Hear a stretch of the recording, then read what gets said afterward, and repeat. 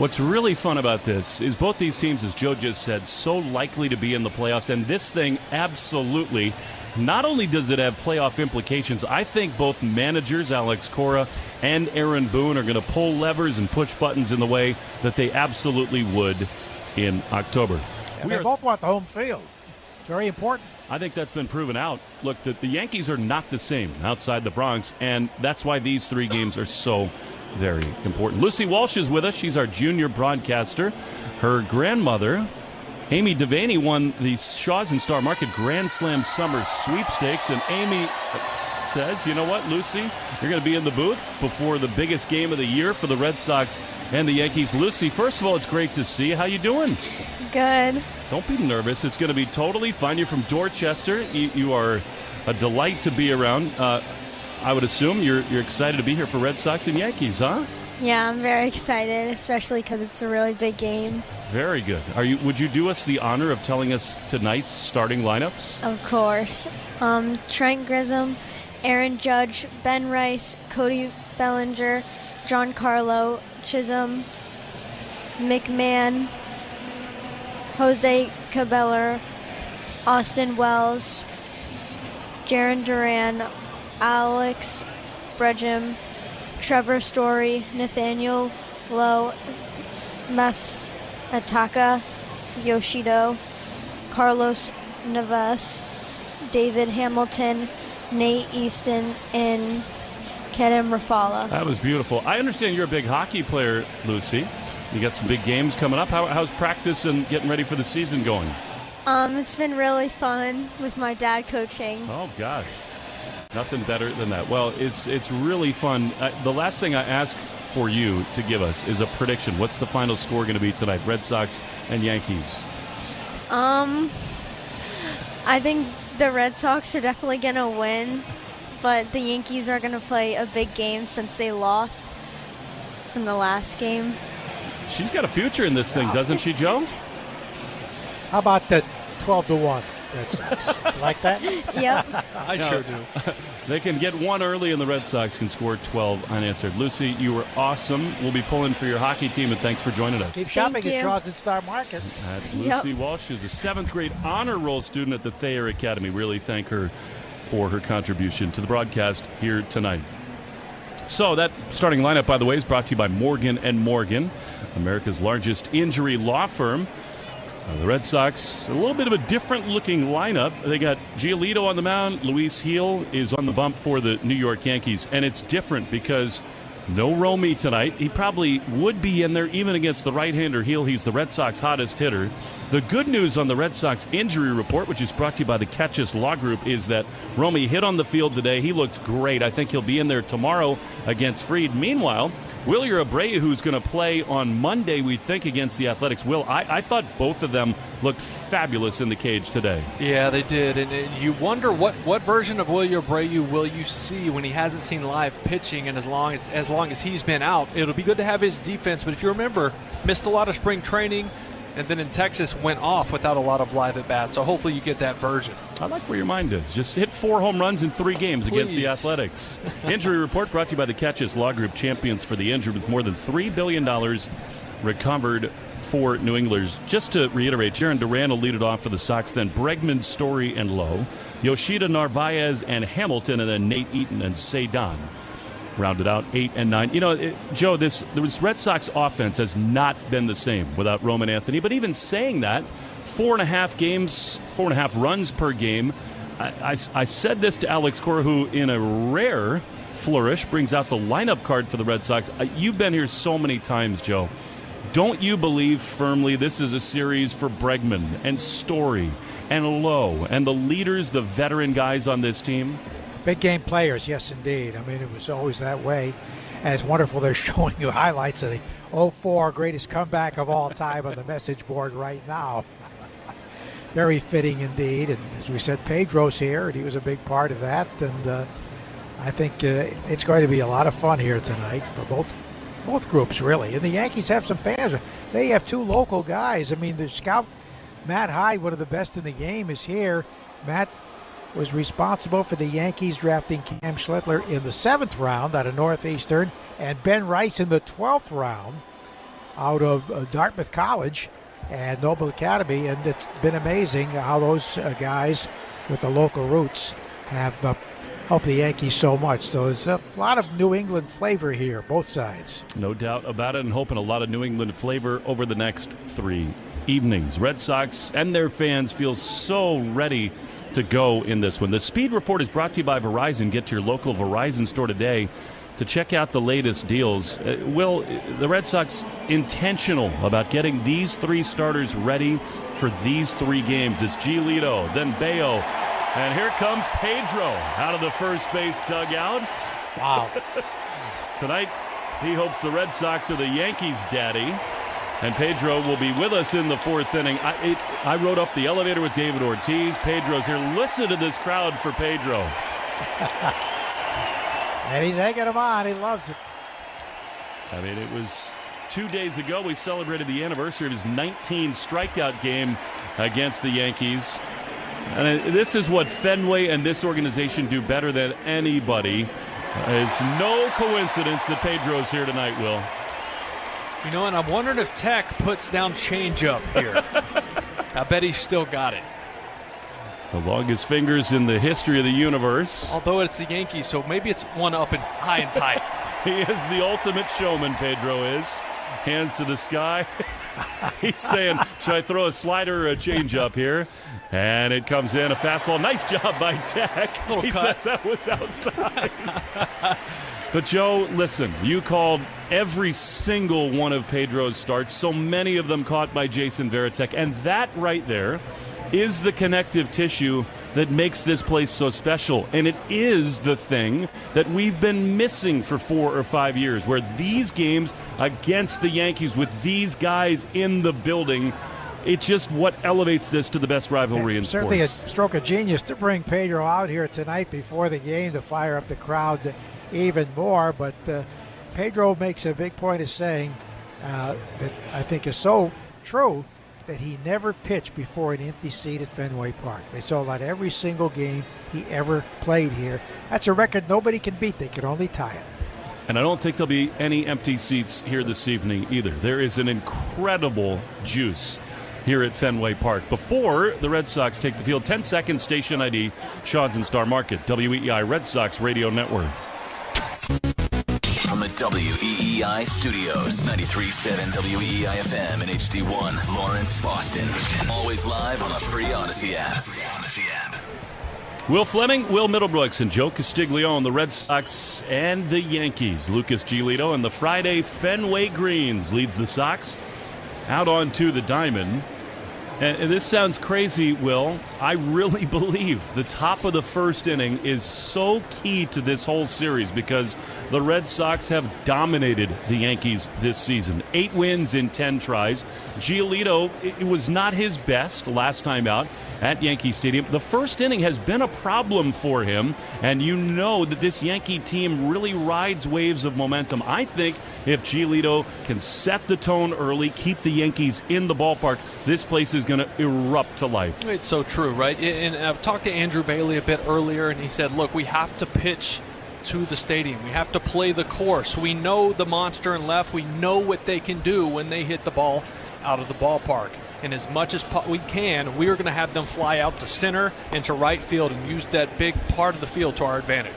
It's very simple, but when they hit home runs, they usually win. When they don't, they lose. It's very true. They're not in the Bronx anymore. It is Fenway Park, the final time these clubs will meet this season, and there is just so much on the line. Lowe is the first baseman. David Hamilton on the bag at second base, waiting for the throw down. Story at short with Bregman at third. Baldwin Group defensive alignment. Brought to you by the Baldwin Group, insurance, employee benefits, and wealth management. If you can dream it, we can protect it. The Baldwin Group, protecting the possible. Throw goes down in just a moment, and Giolito has just been fabulous this season. 10-3 with a 3.38 ERA. And there's just an enormous buzz here at Fenway Park. Narvaez throws down to second, and we are just about ready for baseball at Fenway Park. Trent Grisham, who's sort of under the radar, has had a spectacular season for these Yankees. he leads it off. Sox in the white pants beneath the Friday Fenway greens. Yankees and Grisham in the road grays. Aaron Judge is on deck. He'll bat second in this first inning. And there's nothing like the Red Sox and the Yankees with a feeling of fall in the air. Giolito stands tall on the mound. Grisham into the left-handed batter's box. The wind and the first pitch of the game is inside. It almost hit him. Well, maybe a tone setter from Giolito. Nothing wrong with that. Pedro would appreciate it. I don't think Giolito liked it, but the crowd sure did. 7:12 p.m. 67 beautiful degrees. Time and temp brought to you by Hatfield. Better care, better pork. The 1-0 is a strike on the outside corner.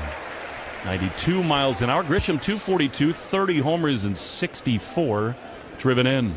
Games like this, momentum is everything. Well, and you said it, Giolito has really struggled early. 1-1, that's a beauty. Change-up on the outside corner, and it's 1-2. 5.87 first inning ERA this season. So him getting through the first and setting the tone here is huge. He's only seen Grisham 3 times, and Trent is hitless. They call him the Big Sleep in New York. Everything he does is sort of in slow motion, but he's got thunder in his bat. 30 home runs. 1-2. The pitch is strike 3 called on the outside corner. Perfect changeup and a perfect start. The previous pitch before that was a perfectly located changeup, and Grisham, they watch all this video and all the scouting reports, and rarely this early does Giolito go back-to-back with that changeup, and that was a perfect one. And here is Judge. Of course, last time he was here, he launched a 9th-inning game-tying homer off of Garrett Crochet. He's got 46 homers and 100 driven in. He swings and misses at a slider. And it is 0-1. What a week he's had, passing Yogi Berra and then Joe DiMaggio on the all-time Yankee home run list. No kidding. He's an all-time rarefied air with the Yanks. The 0-1 to Judge. Swinging a high drive in a left center field. This thing is crushed. It is way back, and it is out of Fenway. A hanger, and Judge puts the Yanks ahead 1-0. A majestic blast. Wow. 442 feet. That was 112 off the bat, just left of center. And that ball was torched. It was a fastball middle away, belt high. That's just where you can't go to Aaron Judge. I know the adrenaline's going, but that is just a mistake you cannot make. We talked about it coming into the game. That's what the Yankees were dying for. So a run in, 1 down, and here is the local kid, Ben Rice, left-handed hitter. Giolito fires him an excuse-me base hit. That is such bad luck down the third base line into the left. Rice didn't want to swing at that slider. He got the barrel on it accidentally, and he's aboard. Yeah, he was fooled, right? He's looking fastball. He sees slider spin, tries to check his swing so he doesn't go after it. Ends up with a single, nobody at third base. So Fenway a little anxious at the moment. I mean, that was just a prodigious home run by Judge. 47 big flies and 101 driven in. Dark skies overhead as Cody Bellinger, who's got 28 homers himself, takes a fastball inside for ball 1. Yeah, if Aaron Judge can pull off this batting title with 50 home runs, he'll be just the 3rd player all time to do that. A 1-0 to Bellinger is a strike on the inside corner. Mickey Mantle did it in 56, the year he won the Triple Crown. He had 52, 130, and batted .353. Jimmy Fox did it in 1938. He had 50 homers and batted .349. With the Red Sox. Yep. He is just in unprecedented territory. Here's a real shot toward the triangle. Back into his left. Cedon is on the run there to make the play. Smoothly covering so much ground. That thing looked like it was a shot into the triangle, but it hung up off the end of the bat. 2 down. So bullet dodge. Bellinger is gone. And here comes Giancarlo Stanton. And to me, this is yet another one of those early crossroad moments for Giolito. He got 1 run in. It's not the end of the world. You cannot make a similar mistake here to Stanton, who comes in with 20 homers and 49 driven in. Pitch to him is a little bit inside, ball 1. Last night, the Yankees broke a losing streak, beating the Tigers, and for the 56th time, Judge and Stanton homered in the same game. They win when that happens. 2 down, a run in. Giolito out of the stretch. He throws, and Stanton takes a fastball that misses inside.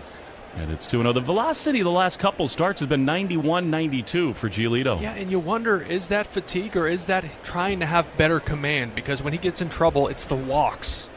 2-0. Big pitch. Here it is. And it is swung on and missed. He will do that, Stanton. I mean, 1 minute he can look like the most lost hitter in the world, and the next he can hit one 500 feet. That's because he is a true guess hitter. He will swing and miss by 2 feet on some off-speed pitches, but if he guesses right, see ya. 2-1. That closed stance, flat-footed. The pitch, swing and a miss. Another slider. Why would he see anything other than that? It's 2-2. Yeah, he should see nothing over the plate. It's got to be the slider down and away again, or fastball up and in. That's the only 2 pitches you should see here. Yankees have a run on a Judge homer. 2-2 to Stanton. The pitch is strike 3 right over the heart of the plate.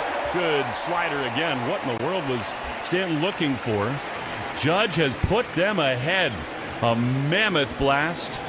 And Stanton might think there was catcher's interference by Carlos Narvaez. He's not yet gone into the third base dugout. He's asking the Yankees to challenge this. They got the hand up. I mean, this has been way longer. Now the Yankees do want to challenge this. They got the hand. Or beyond 15 They shouldn't seconds. be able to do that, and I think Aaron Judge is about to lose his mind. You don't get a minute to do it. And so if indeed the home plate umpire, Will Little, says, sorry, you can't challenge. That was 40 seconds. Nope. There's no I think way. that's what they're saying, and here's Aaron Boone. He's hot. Well, it wouldn't be Yankees-Red Sox without some controversy, nor would it be a Yankee game without some real intensity from Aaron Boone. Now, the other umpires are going to confer here. Will Little, the home plate umpire, is the crew chief, so he's probably having a conversation with himself. You cannot give them this review. Cannot. It was at least 30 seconds after the fact. He said he's doing jumping jacks. No, he wasn't. They were not. They had their hand up in the dugout. They cannot get this challenge here. Can't do it. I think that's what they're being told. Now, Will Little has Aaron Boone shoulder to shoulder. The most ejected manager this year with Alex Cora. And I think the bad news has been delivered, and Booney is already into it here at Fenway Park. Judge got into one in the top of the first. 1-0 Yankees. No challenge allowed. And we're back for the bottom of the first after this on the Shaw's and Star Market, WEEI Red Sox Radio Network. When you get hurt, you don't want to end up on the injured list. You want to get back in the game, stronger than ever. At Morgan & Morgan, America's largest injury law firm, we fight for you, making sure big insurance doesn't throw you a curveball. With over $25 billion recovered, we're the home run hitters you need. This is way out there and gone. Morgan & Morgan, for the people. Proud sponsor of the Boston Red Sox. Injured? Visit forthepeople.com for an office near you. Hey, it's Joe. Did you hear Shaw's and Star Market have lowered hundreds of prices on the items you buy most, like boneless chicken breast, 2-liter Coca-Cola, fresh avocado, snacks, cereal, and much more, all at lower prices. Find new lower price tags aisle after aisle and save on your grocery essentials. Want more value and savings? Shop the new lower prices and deals at Shaw's and Star Market today. See full savings claim details at shaws.com/lower prices or starmarket.com/lower prices. Shaw's and Star Market. Go shopping. Get rewarded. Hey, Red Sox fans, imagine turning your deck or balcony into the ultimate pre-game spot any day of the week. With Kenyon Electric Grills, you're always just moments away from that perfect sear. Proudly made just down I-95 in Clinton, Connecticut, the grills are designed for the city life. Forget what you know about electric grills. Kenyon's high quality and USA manufactured craftsmanship mean you're not just grilling, you're grilling with the best. Slide into kenyongrills.com and see why they're the official grill of the Boston Red Sox. And you can make any day turn into a weekend, too. Did you know that Andersen is the most trusted name in windows in the United States? You can take a look at a variety of Andersen windows on display at Moynihan Lumber at our 3 locations in North Reading, Beverly, or Plastown, New Hampshire. Moynihan Lumber, we measure up. We're right back to the Sox on the Shaw's and Star Market WEEI Red Sox Radio Network. Tempers have cooled for now at Fenway Park. Probably not going to last long. Here's Luis Gil against Jarren Duran, who takes a fastball high for ball 1. I thought Will Little handled that well. Aaron Boone really wanted a challenge. They took too long, and the umpire said sorry. 1-0 and a Judge home run. Pitch. Duran pops it up. Shallow right field.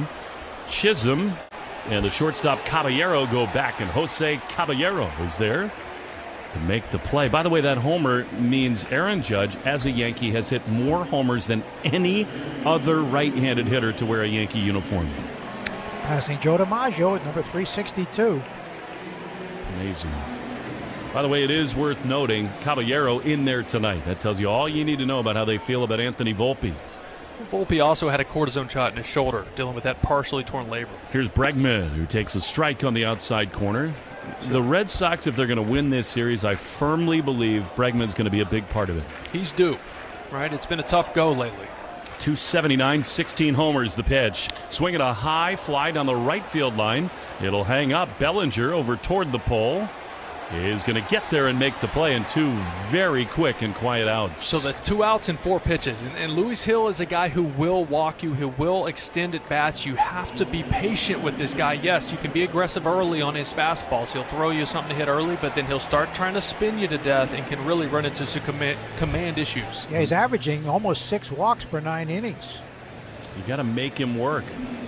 Red Sox saw him on August 21st at Yankee Stadium. That was a game Giolito started as well. Here's Trevor Story, who takes fastball. Called a ball that looked like it might have clipped the top of the zone, but it is 1-0. The Aaron Boone effect. There's no doubt that's a real thing. 24 homers, 91 driven in. The pitch. Trevor swings and misses. He was looking for number 25 right there, 95 miles an hour. Guy in heel who won the American League Rookie of the Year. Spectacular stuff. 1-1 the pitch. Trevor fouls it back. He'd like that one back. 95 center cut. Well, and it's 1-2. He's been good against the Yankees this year. Also 11 RBIs in 10 games against New York. Couple doubles, couple home runs, some walks mixed in as well.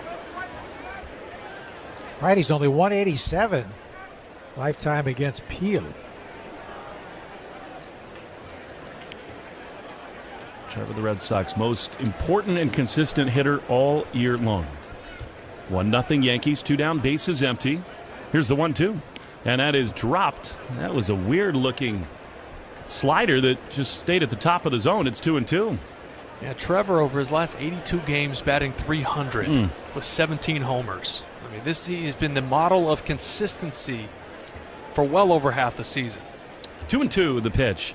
Is swung and ripped into the gap in right center field. On the run, Bellinger. He will leap and make the play. To that part of the park so far tonight, nothing really going anywhere. Good swing, but Red Sox retired in order in the first. Yankees 1, Red Sox nothing after an inning. On the Shaws and Star Market, WEI Red Sox Radio Network. Let's see if you can figure out the following baseball slang term. Today's phrase is Oppo Taco. Do you know what it means?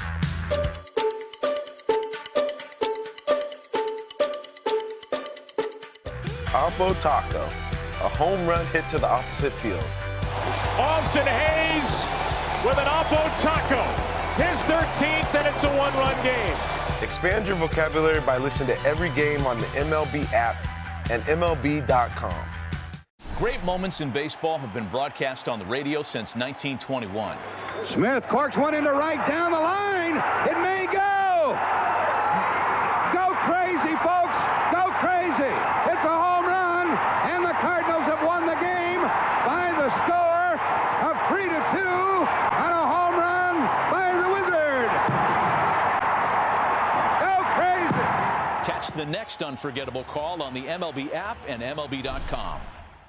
It's a great night for baseball. This matchup features some of the best talent in the game. A lot of power, a lot of marquee names. Here we go. Buckle up, folks. There's a guy who wants to be in the spotlight. The bats have come alive. A showstopper. We're just playing Powerball. This place doesn't know what hit him. These teams are entertaining, are they not? The show continues. Experience game-to-game coverage of the night's biggest moments, live and commercial-free. MLB Network Strike Zone, Wednesday and Friday nights all season.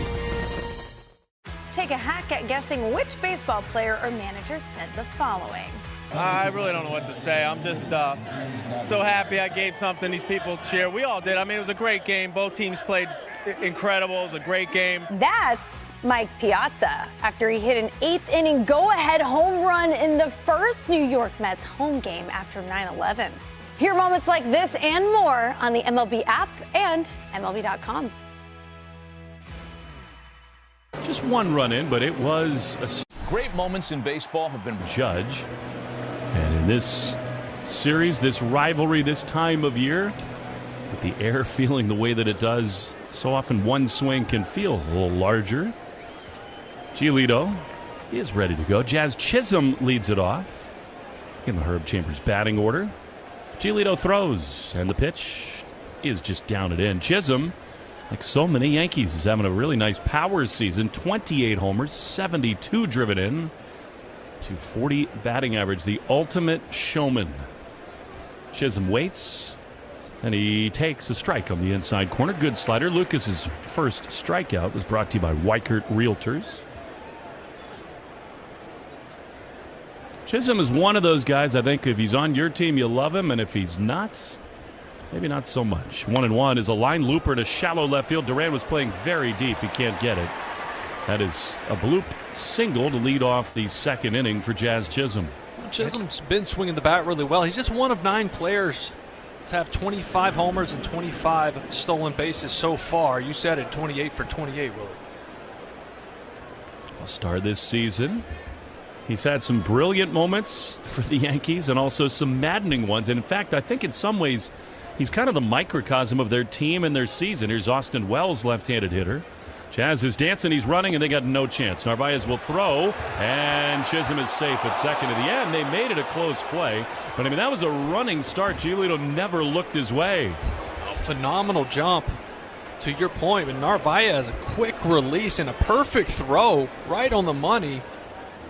Close. I'd like to think, well, the Red Sox know enough about Chisholm that he's prone to make that kind of, rash, quick decision. Giolito stepped off, seeing if the Red Sox wanted to look. They do not. That was so close in the end.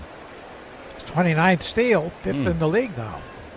So the Yankees are doing the things they do when they win games. A blue hit and a steal. And now Giolito facing Wells. The 0-1 is dropped by Narvaez. The first one was a strike. When you hire a Weichert agent, you can be sure you've got a partner who'll guide you every step of the way. Weichert, dream, move, home. The fans a little anxious at the moment. Chisholm at second. Way over to Pohl, deep on the right side of the infield. 1-1 to Wells. Chisholm runs again. Throw to third. In time, they got him. Hello, Jazz. He giveth, and he taketh away. Another brutal base running play by Chisholm, and the Yankees with a left-handed hitter. A clean lane for Narvaez. And nobody out. It's just awful base running. You have a left-handed batter up there and a guy who throws a lot of change-ups and sliders, easy to pull the ball and move you over, and you're just trying to play hero ball. They have been a terrible base running team all season. And he's been the poster boy of it so often. 2-1 to Wells. Pitch is in there. Good change-up, and it's 2-2. It happened the first time the Yankees were here. Chisholm consistently makes losing baseball plays, particularly on the bases. Overly aggressive. 2-2. The Sox will certainly take it. The pitch. Swing and a miss. He got him with a slider. Thank you very much. And they're 2 away. In a play like that, just changes the whole inning for the offense. You go from no outs and a man on second base and feeling like you are for sure getting 1 run, to now 2 pitches later, 2 outs, nobody on. You got a left-handed hitter at the plate with nobody out, and you're at second base.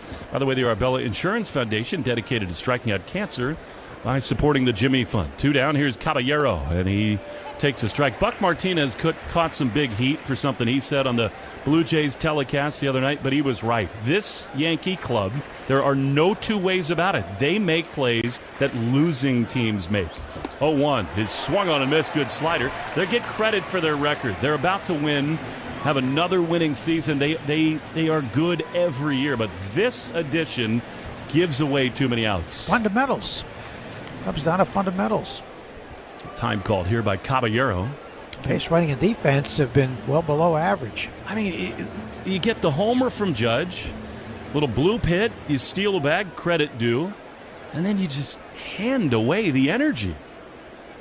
0-2 is a check swing. Did he go? No. According to the first base umpire, Ryan Addington, that was close. So talking about them just taking care of the baseball, bad base running, bad fundamentals. So they're 81-65, but when they make an error, they're 25-34. Yeah, and some of them, just fundamental. like that, don't show up in the error column. 1-2 is crushed. If it's fair, it's way out of here, but it hooks foul underneath the Coca-Cola sign. But they do that a lot. Yep. They hit the ball far, and that carries them. When they homer, they win. When they homer multiple times, they win a lot. In some ways, they're kind of a case study about what it takes to win in the playoffs.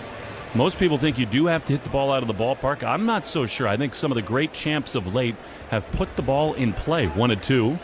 And a ground ball up the middle. The second baseman, Hamilton, to his right, gloves and throws the first in time. Thank you very much, Jazz Chisholm. We go to the bottom of the second inning. 1-0 Yankees on the Shaws and Star Market WEEI Red Sox Radio Network. Just like our hometown. Take a hack at guessing which baseball player or manager said the following. I really don't know what to say. I'm just so happy I gave something these people cheer. We all did. I mean, it was a great game. Both teams played incredible. It was a great game. That's Mike Piazza after he hit an 8th-inning go-ahead home run in the first New York Mets home game after 9/11. Hear moments like this and more on the MLB app and MLB.com. Let's see if we can figure out the following baseball slang term. Today's phrase is Oppo Taco. Do you know what it means?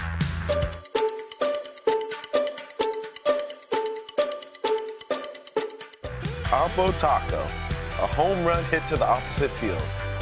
Austin Hayes with an Oppo Taco. His 13th, and it's a one-run game. Expand your vocabulary by listening to every game on the MLB app and MLB.com. All the big hits. At the wall, gone! No doubt about it! All the great grabs. Oh, wow! You gotta be kidding me! Put a cape on him! And all the swagger. And he does it in grand fashion. Relive the day's biggest plays all in one lightning-fast hour. Oh, my goodness! What a show! You better believe it! Quick Pitch. Late nights and early mornings only on MLB Network.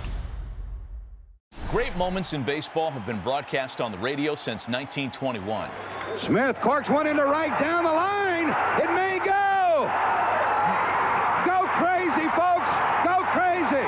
It's a home run, and the Cardinals have won the game by the score of 3-2 on a home run by the Wizard. Go crazy. Catch the next unforgettable call on the MLB app and MLB.com. It's trending in that way, but still a hint of summer in the air. Delightful night.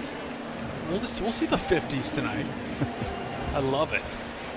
That's the way it's supposed to be when these teams meet late, the way they are in the standings and the way the cool air rests over the greatest city in the world. Nathaniel Lowe takes a high fastball for ball one. I think this is an important stretch for Lowe, too. I mean, he's been in these spots. He's battle-tested. And they could use him to get hot again.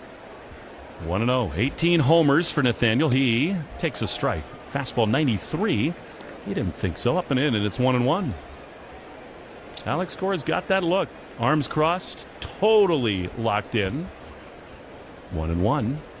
Pitch. Low. Swings and fouls it off on the third base side. Yeah, Lowe's timing, I feel like he's been off. He's 0 for his last 12. He does have a walk mixed in there. But he doesn't look the same as he did that first week after he signed with the ball club. Been a little late on fastballs. Yes, sort of like right there. 1-2. Pitch. He bloops one into shallow left center field. Caballero going back. He's there to make the play. Nathaniel broke his bat, and there's one away. The Shaws and Star Market Grand Summer Sweepstakes continuing tonight as the winner of the If our hometown team hits a grand slam during the game, our finalists will win free groceries for a year from Shaws and Star Market. There's Massa, who's had some big homers against the Yankees, most of them in the Bronx. Batting with one down, he takes a strike. Borderline pitch. I think that was outside, but called a strike to Massa. 0-1. His average down to 235 with 2 homers and 16 driven in. Pitch. Swinging a ground ball into the defense. The shortstop, Caballero, backhands, throws low, and it's dropped. Oh, what a break that is. Rice couldn't get to it, and Massa back to the bag. That was a Volpe impersonation. Short arm throw, and the Red Sox get a huge break. Yeah, Caballero for some reason didn't set his feet. He just tried to catch it and get rid of it fast. You have to know the speed of the base runner when you're an infielder, and he rushed that like Massa was a burner down the line. He had plenty of time. Never really moved his feet towards first base. It was all upper body, and that's why he threw it in the dirt. Ben Rice could not pick it out. What a break that is, and now the former Yankee Carlos Narvaez. Could he seize another big moment? Hit an enormous 3-run homer last time at Yankee Stadium. 1-0 Yankees in the second. Here's the pitch. Carlos takes a strike. In the third inning, we will do our annual WEEI, WFAN booth swap, sponsored by David Pomerantz and the wonderful people at River Spring Living. You'll hear from Susan Waldman here in the top half, and then Dave Sims in the bottom. 0-1 to Narvaez. Heel is ready. He throws. Carlos takes a ball way outside.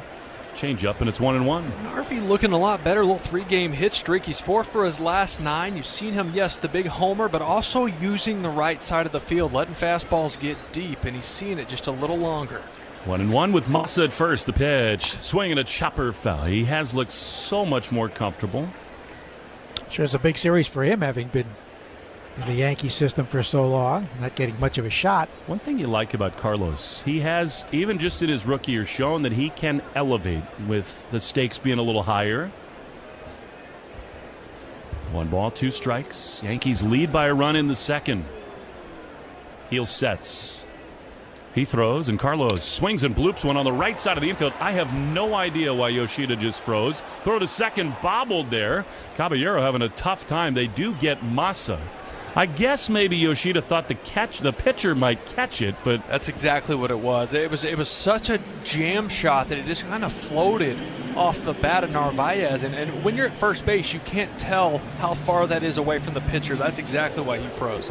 Not sure it mattered in the end anyhow.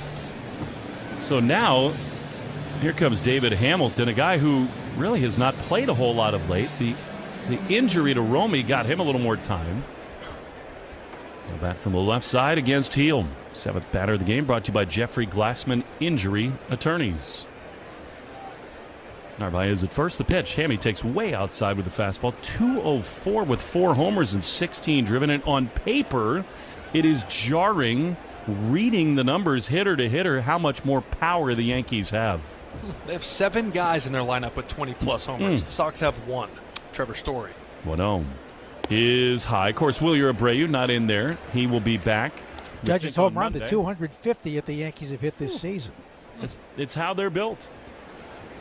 The question is, and baseball will prove it, one way or the other again this year, are the other things they do, can they overcome them?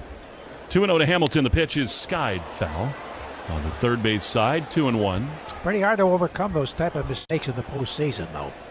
So many times you see 2-out walks or leadoff walks or errors come back to bite you. You just cannot give extra outs to these teams late in the season.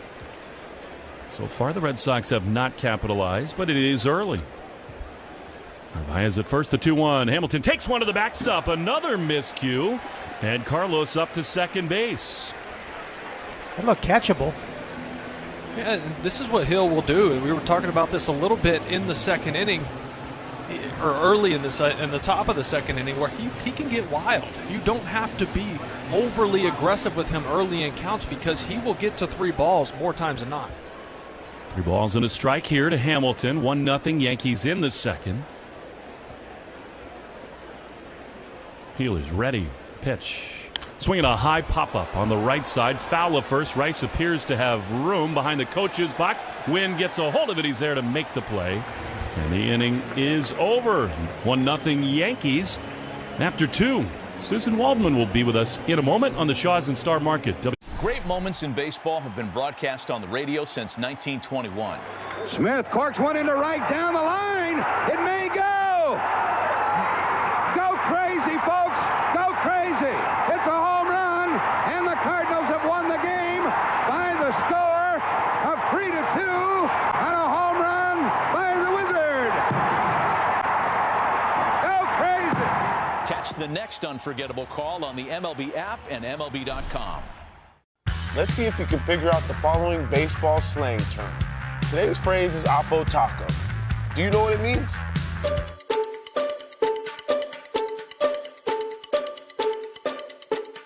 Oppo taco, a home run hit to the opposite field. Austin Hayes with an oppo taco. His 13th, and it's a one-run game. Expand your vocabulary by listening to every game on the MLB app and MLB.com. Take a hack at guessing which baseball player or manager said the following. I really don't know what to say. I'm just so happy I gave something these people cheer. We all did. I mean, it was a great game. Both teams played incredible. It was a great game. That's Mike Piazza after he hit an 8th inning go-ahead home run in the first New York Mets home game after 9/11. Hear moments like this and more on the MLB app and MLB.com. Introducing baseball's all-new national pregame show, MLB Tonight, live at 5. Join Greg, Harold, and Dan and a star-studded roster for a preview of all the night's matchups. Get a first look at the lineups. Everything looks good right now for the Yankees. First take from the players. I'm just excited to put any pair of cleats on. And the first of many breakdowns before the first pitch. A full night of baseball starts at 5. MLB Tonight's national pregame show. Weekdays at 5 Eastern on MLB Network. Suddenly a cooler Fenway Park. Red Sox trail the Yankees 1-0. Ryan McMahon, a trade deadline acquisition, leads it off against Lucas Giolito. It is our delight to have Susan Waldman, the longtime voice of the New York Yankees, on with us. Hi, Susan. Hi, guys. And Joe came back out of retirement. Just for you, Susan. You just saw why the Yankees lose games, Exactly. right, in that inning. They can hit all the home runs in the world, and they'll do that. Susan, nothing if not honest, as McMahon fouls one up. That's what we've been saying over here, Susan. Look, you hit home runs. When you do that, you win. But the base running, the defensive miscues, it's incredible. It really is. They're trying to make a first baseman out of Ben Rice. He's done a nice job, but he's not good on those bounce throws yet. A one to McMahon is a strike on the outside corner. Now, McMahon's a guy that does give you better defense than you've had. But. Yeah, he's got great defense, but he's not a hitter. I mean, he is a terrific. You've got a great third baseman. They did not have a third baseman. They literally went into the year without a third baseman, which I think is kind of interesting. 0-2.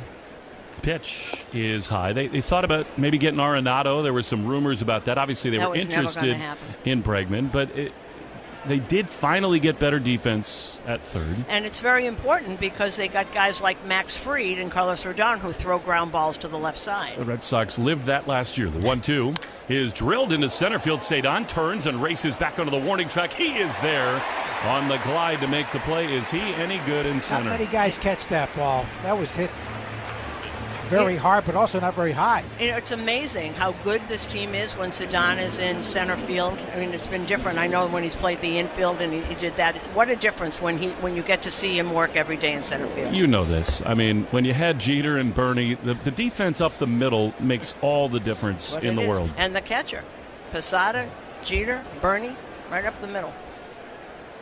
Pedro and David Ortiz are here tonight for the Red Sox. Pedro came onto the field with a flourish as Trent Grisham takes a ball down and in. Yeah, I said when he came out, I said, oh, they're pulling out all the stops tonight. Watch, Veritek's coming out of there, too. And he did, and there he comes. I remember Game 7 at 0-4, the Yankees brought out Bucky Dent. Didn't work. Yes, it did. 1-0.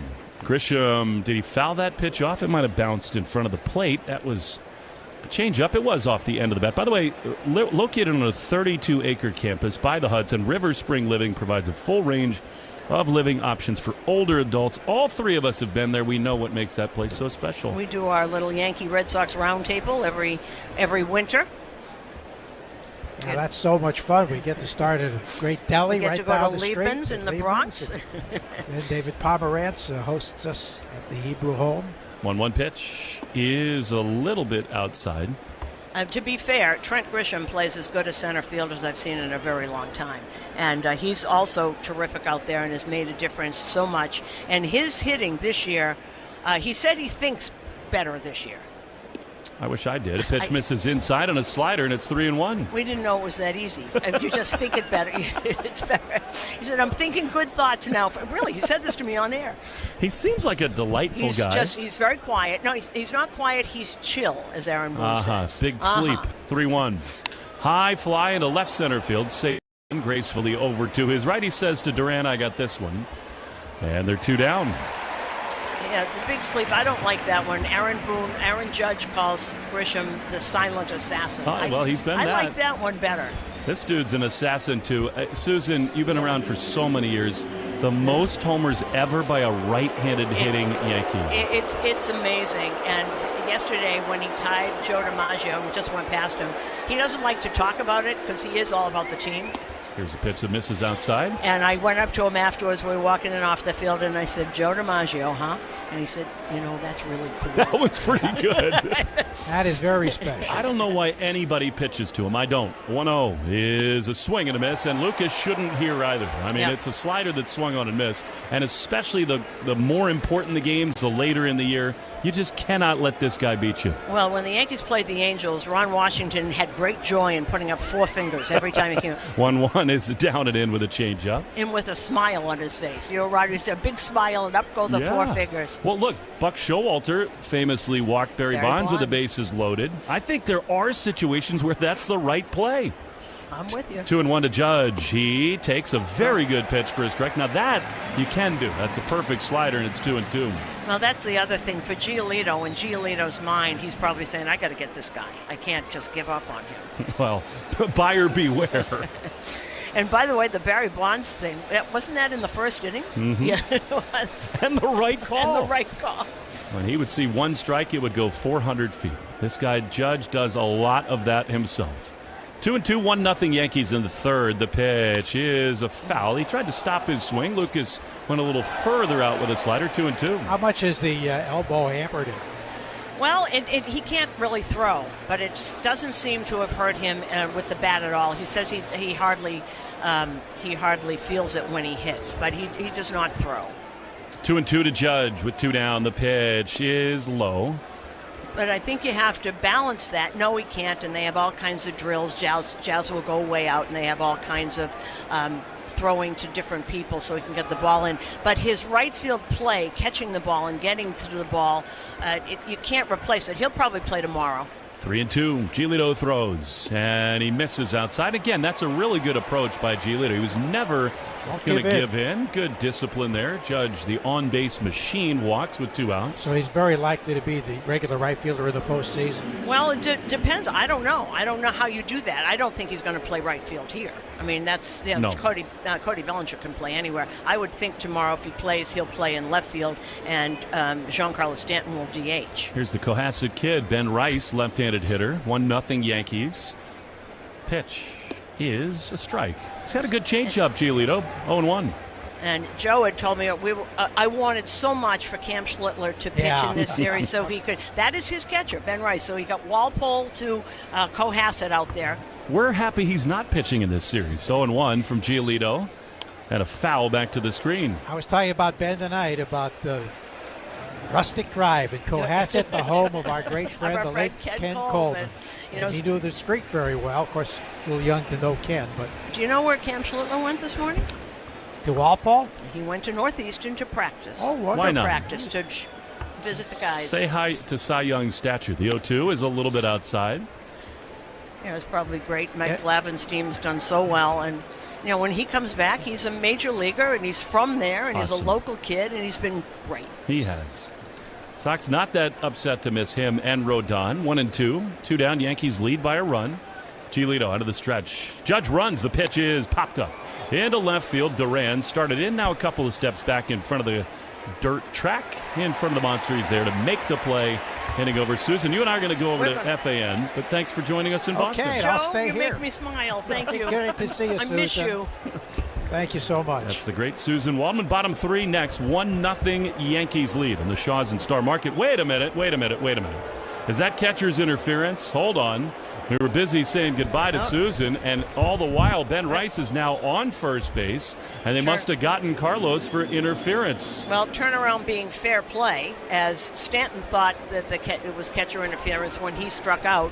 And let's see what they... Yep, got the wrist of him. And that, as Andrew Bailey comes out, is such a big part of what happens in baseball these days. All these catchers are preconditioned to get out over the plate and steal strikes. And it backfires just as much as it works. And it's backfired a lot on Narvaez. I've seen he's done it a lot.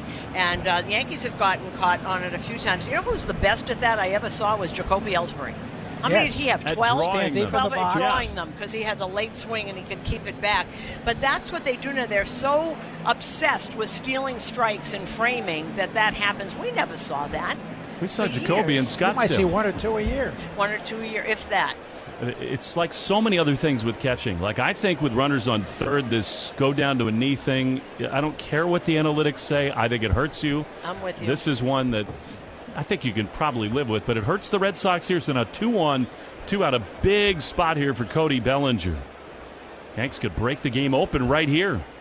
Giolito throws. Bellinger swings. He had malicious intent right there. Swinging a foul. Our Joe Morgan was telling us that there are 3 Walpole, Massachusetts big leaguers, a guy named Coughlin in the 1870s and 80s. Right. Joseph Michael Morgan. And now Cam Schlitman. Wow. 0-1, Giolito, and Bellinger will call for time. This guy, Susan's been great for you this year. Max Fried calls him an all-star at 4 positions, and he is. And, you know, there's high maintenance, low maintenance. This guy is no maintenance at all. Wherever you want me to play, whatever day, I'm fine. That sounds nothing like Joe. The 0-1 pitch is swung on and missed. A fastball, and it's 0-2. Great to have the Hall of Famer back with us. Much? What? Does his dad come around? He does come around. And Old Timers Day, he came, and they were both there. It was so great. Clay does. He comes on weekends because he's still a firefighter, and he's still working. And Clay's Achilles is still intact. 0-2 pitch is ripped on the left side of base hit, and that might score 2. Duran to his left. He picks it up. Judge scores. The catcher's interference, huge. An 0-2 mistake from Giolito, and it's 2-0 Yankees. And that is Cody Bellinger. That is Cody Bellinger, and we've seen this over and over and over. And now 91 RBIs for Bellinger. I can't even give him position. He plays everywhere. Plays great everywhere. That is so big. And that was just not a good pitch from Giolito, particularly not in an 0-2 count. Here now, speaking of blowing the game open, is Giancarlo Stanton. He's just been so dangerous in this park. The pitch is a strike. He got a lot of sliders his first time. He offered at a bunch of them. Stanton struck out, but this is quite perilous for Giolito and the Red Sox. 0-1. It's got that menacing look. The biggest man in baseball.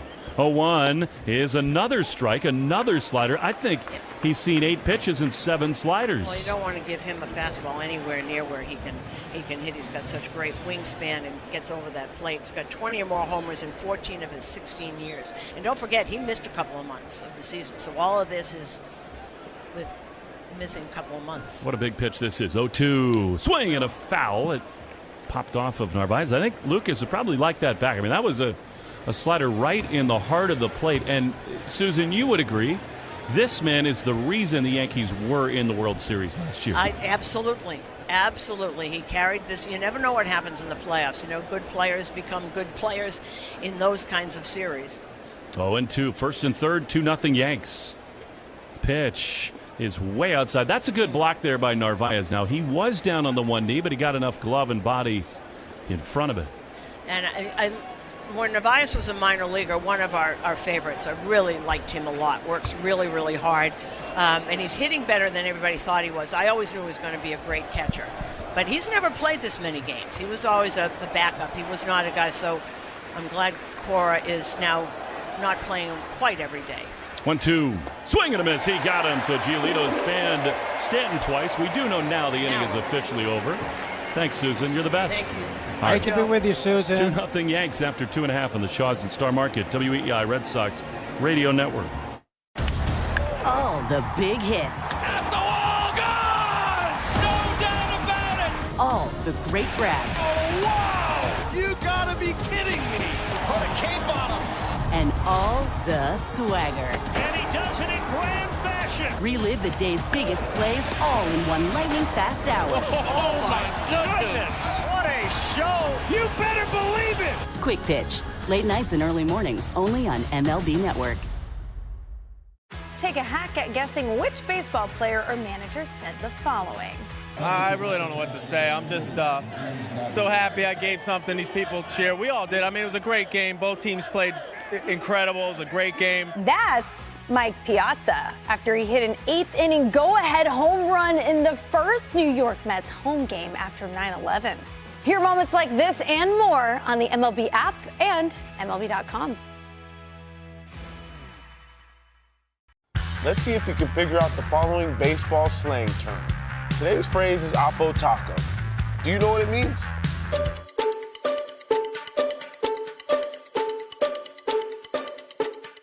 Oppo Taco, a home run hit to the opposite field. Austin Hayes with an Oppo Taco. His 13th, and it's a one-run game. Expand your vocabulary by listening to every game on the MLB app and MLB.com. Great moments in baseball have been broadcast on the radio since 1921. Smith corks one into right down the line. It may go. Go crazy, folks. Go crazy.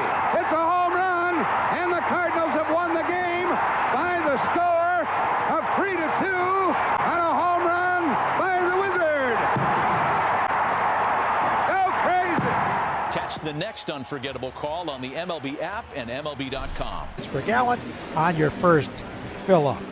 Leading off with the Red Sox will be Nate Eaton here. The Herb Chambers batting order, sponsored by Herb Chambers, Mercedes-Benz of Boston, Mercedes-Benz of Sudbury, and Flagship Motor Cars of Linfield. And we welcome first your voice of the Yankees, Dave Sims, to our broadcast booth. Joe C., good to see you, pal. How are you? Very good. We certainly saw a lot of you when you were seeing Mariners for what?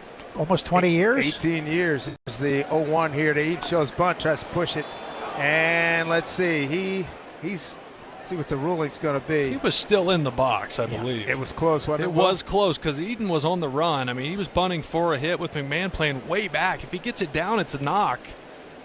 But yeah, felt it right off of the inside part of his left leg. Have you seen anybody this year who's a good bunter for No. Thank you. I was going to say for sacrifice. It's a lost art. Small ball is a lost art. Wow. Except for the Milwaukee Brewers, maybe. Yeah, they can do it. 0-2 here to Eaton. Here's a pitch from Heel. Swing and a miss. He got him. There's one down. Well, you saw Heel, of course, so injured much of the year, but he's really come back from that injury. The Rookie of the Year. He's got great stuff, although sometimes wild. His last 5 starts, he's got something like 18 walks. And that has really been out of hand, but he's coming along every start here, too. So he's getting a little bit better command of the fastball. Here's Raffaello. And pitch outside, ball 1. Raffaello hitting at 241, 16 homers and 60. Runs batted in. Heel into the wind, and here's a pitch. And it's fouled off right side. That's why, you know, in the first inning, the Red Sox made 2 outs on 4 pitches. And I'm going, you got to wait this guy out a little bit. He gives the 3-ball counts a lot. Yeah. He's been driving most Yankee fans crazy with that. 1-1. Here's the pitch. Just missed outside. 1-2. Raffaello batting in the 9-hole will be followed by Jaron Duran. Well, I gotta ask, how's Anthony Volpe doing? He had a cortisone shot in that shoulder, right? Yeah, he's not going to play this series, and they hope to have him available as we move on to Minnesota and Baltimore. Here's the next pitch. Tried to get the outside corner, didn't miss by much. Ball 2. But the Yankees are not using that as an excuse for his 19 errors. Correct. He's just had a bad year. I mean, that's the only way to put it. He's had a bad year. 3-1 pitch. Way outside and off the glove of Wells for ball 4. So there's the first walk this evening by Luis Gil. I'm not sure I expected Cedar Rafael to be the most patient at bat against Luis Gil. That's our most aggressive hitter who just about would take a hack at the rosin bag if you threw it up there close to the zone, but nothing really close in that at bat. Now, Simsy, we've seen Garrett Cole in the dugout at times.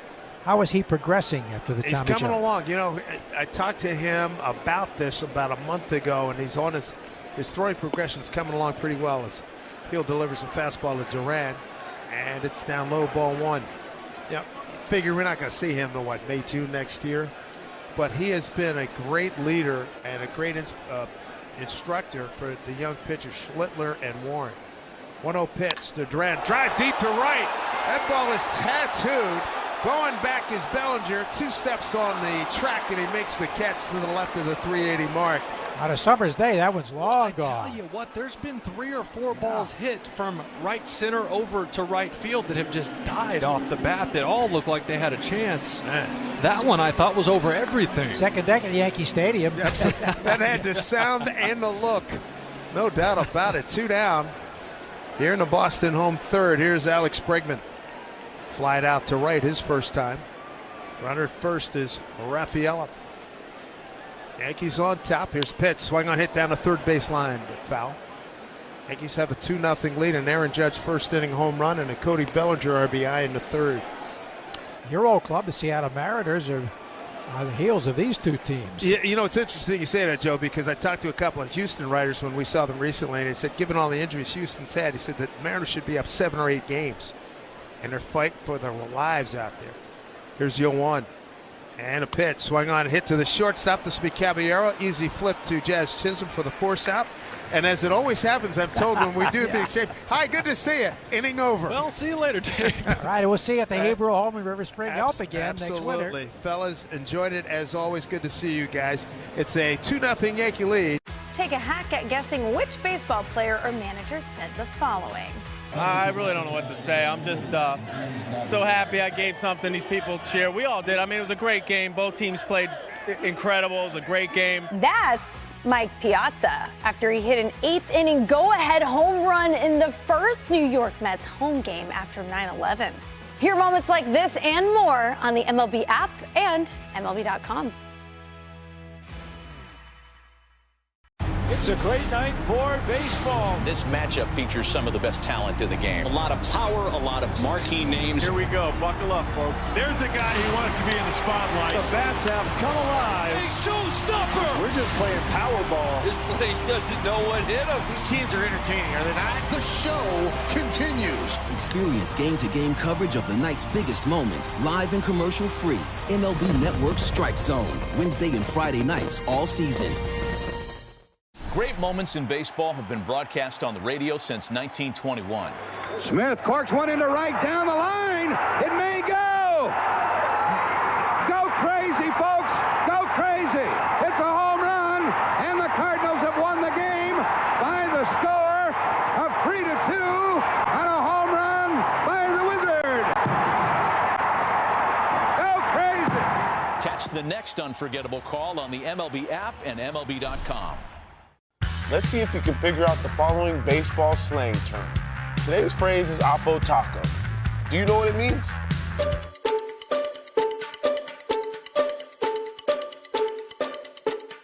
Oppo Taco, a home run hit to the opposite field. Austin Hayes with an Oppo Taco. His 13th, and it's a 1-run game.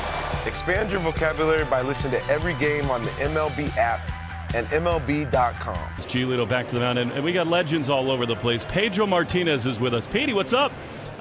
Doing great. Enjoying every single beat of it. That was quite a show you put on before the game, too. The fans loved it when you came out to the I mound. love the fans as well. They can sense, how I feel about them, so they give it back to me, and they know that I'm going to be rattled and I know excited. You woke up this morning with a little extra when knowing that these guys were in town. Oh boy, I was hoping that whatever we did today in the field will kind of reflect on the game. So I'm expecting the guys to go ding-dong Johnsons on them. I hope they do, too. Jazz Chisholm takes ball 1, and now change up from Giolito, low, ball 2. Pedro, this has been a fun Red Sox team to watch. It has been a very exciting team to watch, a lot of talent. I'm really impressed with the amount of talent that we have, not only in the position plays, but also in the pitching stuff, and how bright the future looks for the Red Sox. And one other thing is the maturity that they have showed during the entire season to kind of handle the season, handle the distractions, handle all the adversities that they needed to handle to kind of be in this position right here. I love their mindset, and I know Alex has a lot to do with that. The coaching staff has a lot to do with that, and I think we all learned this year about how to handle different things in different ways. Yeah. And I think the kids watching from down there and coming up are starting to understand really what they need to do to kind of settle in here and at the same time do their job. 3-2 to Jazz Chisholm. That's the great Pedro Martinez. Not that you need to know that, hear that. The 3-2 popped up down the right field line toward pesky Pole. Coming Stay in here, ball. is Eaton, and back over goes Hamilton. It hangs on, and Nate makes the play. Pedro, what you're talking about is a team-first mentality. The Red Sox have not been afraid to make bold moves, and I think the young kids have taken notice. Well, they have to know, but the best thing that happened to this team is that they're homegrown and they're coming all together. And I love, I mean, not to take anything from anybody else, but I respect, every decision that's made by the organization. But this is one of the biggest steps I've ever seen, which is signing the homegrown kids to stay here forever. You know why? Because homegrown kids identify themselves with the city, with the team, with their teammates, and with the kind of beliefs that we have here. And they connect right away with the history. I hate to see guys that form the culture of the legacy go away, but there's a time and place where we're going to need younger guys to come and become the leaders and set their own legacy around here. No doubt. I would love to see that. And when you come up as a player through this minor league system, you're drafted by this team, you realize early on what it means to wear this on your chest, right? You wear Red Sox on your jersey. Then you get here, and it's not like it used to be, where you just kind of fade into the distance and be a rookie and just be a sponge and learn. You're expected to be a part of a winning culture now because the game has gotten so much younger. I can tell you, Mil, what happens. Everything, even watching it on TV, even being in AA or A ball, every time your team suffers, you suffer with your team. And that's the difference between a homegrown and someone that comes out from a different city, probably forced to be traded to this city. But when you're homegrown, everything that goes wrong with the Red Sox is going wrong with you too, because you're red blood. You're a Red Sox. And now we got Roman Anthony around for almost a decade. Here's Jose Caballero swinging a foul. I mean, I love what you're saying, Pedro, and yet you're the best pitcher in Red Sox history, and you got traded over here. Yeah, but it seems like I never found a house. I never found a home, I would say. Yeah. A home, to better say it. Because I was with the LA Dodgers. When they traded me, I cried like a baby because I felt like I was going to be a Dodger, and that's why I'm talking about homegrown. So I'm talking from my own experience. It hurt me to leave the Dodgers, and I saw my brother there, Mondesi, Astacio, Henry Rodriguez, all of those guys that were with me. Otto Hershiser loved me. I can say that. He loved me to death. And then I'm the only one leaving the Dodgers out of the entire team when I debuted with the Dodgers. I was the only one leaving, and not leaving to just any place. I was leaving to Canada, to Montreal, where if I didn't understand anything about America, imagine about Montreal and Canada. So for me, it was shocking. It was difficult to deal with, but that was the best thing that happened. And then after I got to be someone and be great, let's see if we can figure out the following baseball slang term. Today's phrase is Oppo Taco. Do you know what it means?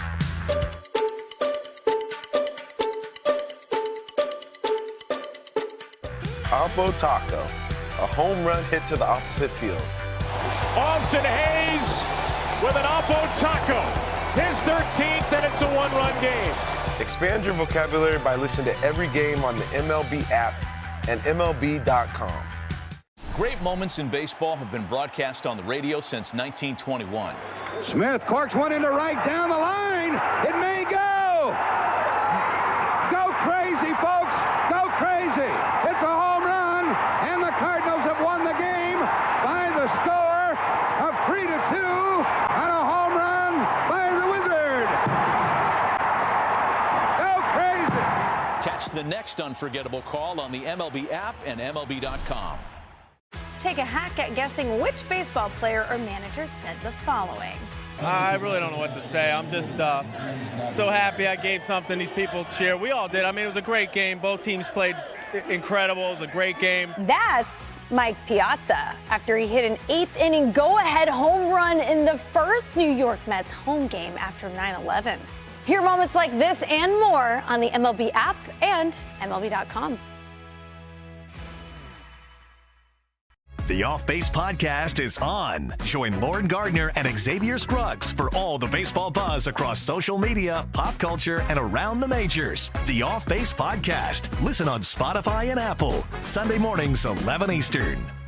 Join your favorite on-air personalities for unique perspectives, in-depth interviews, and untold stories from around the league. The MLB Network Podcast, presented by the all-star lineup of Chevy trucks. Listen on Spotify and Apple. Sunday mornings, 11:30 Eastern. Learn more or visit TrimFireRadio.com.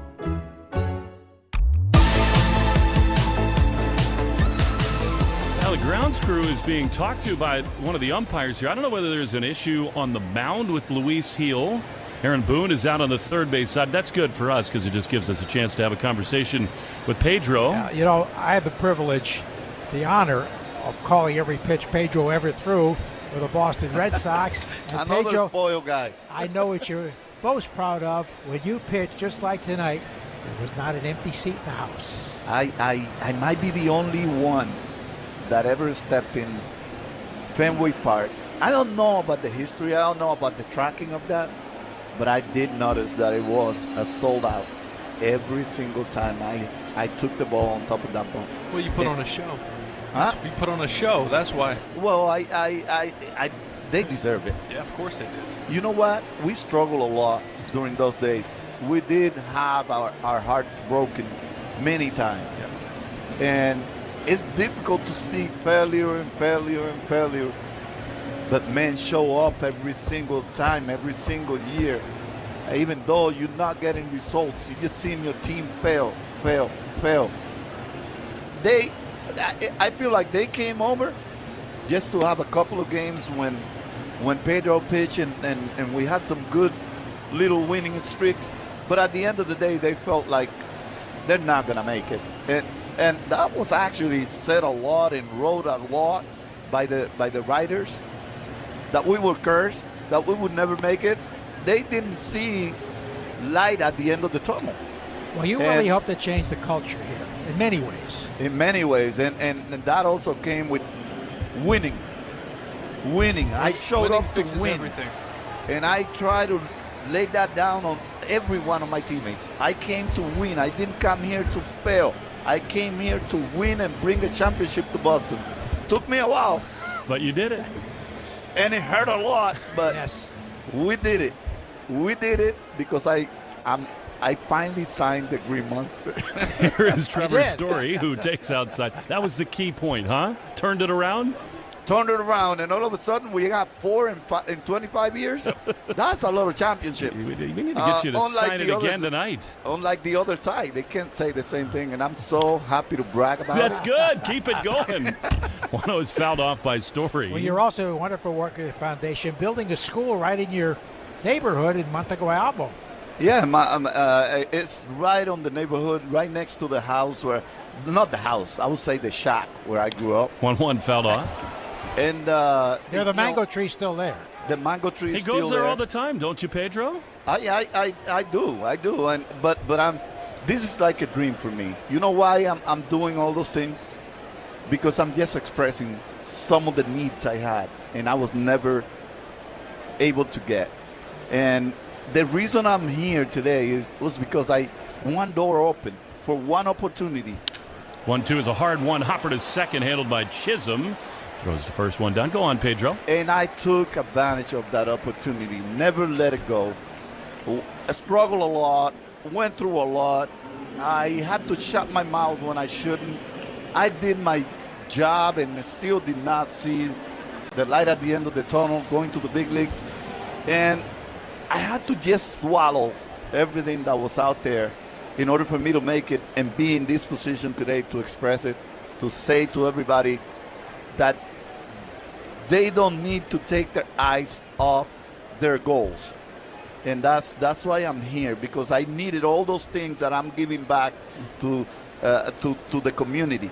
It's because I needed them, and I didn't have anybody to offer it to me. Well, an amazing gift you're giving back to so many kids. As Lowe swings and misses at a fastball, it's 1-1. And the school's pre-kindergarten all the way through high school. You are going to start pre-kindergarten, and then you're going to go as a professional, leave the school if you want to. If you want to leave the school as a professional, just stay in that school. Do they have a baseball team? I will have a baseball field in there. It's gonna be named Little Fenway. Beautiful. Little Fenway. Get you a I'm gonna little have green a green monster just like that. Not as fancy. Wait a minute now. Not as fancy. Just get Ortiz to pay for it. Oh, I don't know that Big Papi needs to start building one in his area. Yeah. That's what we need to do. Yeah. All of us start working on some of those things. But Big Papi does a great job at bringing kids that need open heart surgery. Every single year he brings more than 30 kids, and they get operated.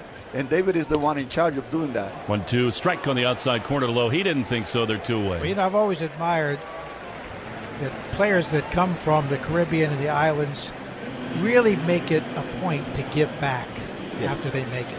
It's because we lack everything we're giving back. When we were growing up, we needed all the things that we're giving back. And that's maybe our hearts crying out loud that there's people in need. And you know what the good thing is, Middlebrook, is that we look back and we take a pick at anybody, and we know exactly what's going on. Yep. It doesn't matter how high you get in baseball, how much money you make in baseball, how famous you are.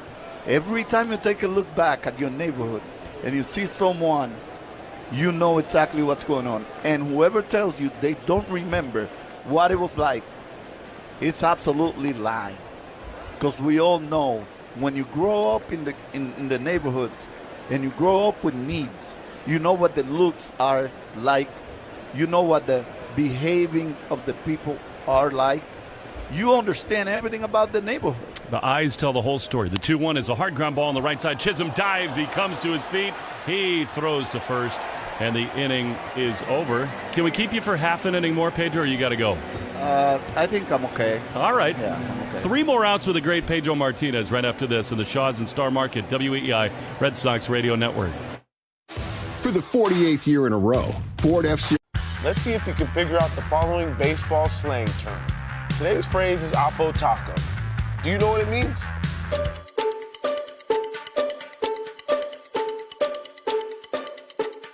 Oppo Taco, a home run hit to the opposite field.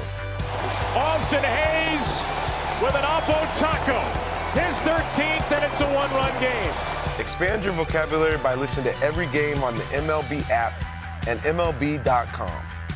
Great moments in baseball have been broadcast on the radio since 1921. Smith corks one into right down the line. It may go. Go crazy, folks. Go crazy. It's a home run, and the Cardinals have won the game by the score of 3-2 on a home run by the Wizard. Go crazy. Catch the next unforgettable call on the MLB app and MLB.com. Take a hack at guessing which baseball player or manager said the following. I really don't know what to say. I'm just so happy I gave something these people cheer. We all did. I mean, it was a great game. Both teams played incredible. It was a great game. That's Mike Piazza after he hit an 8th inning go-ahead home run in the first New York Mets home game after 9/11. Hear moments like this and more on the MLB app and MLB.com. All the big hits. At the wall, gone! No doubt about it! All the great grabs. Oh, wow! You gotta be kidding me! Put a cape on him! And all the swagger. And he does it in grand fashion! Relive the day's biggest plays all in one lightning-fast hour. Oh, my goodness!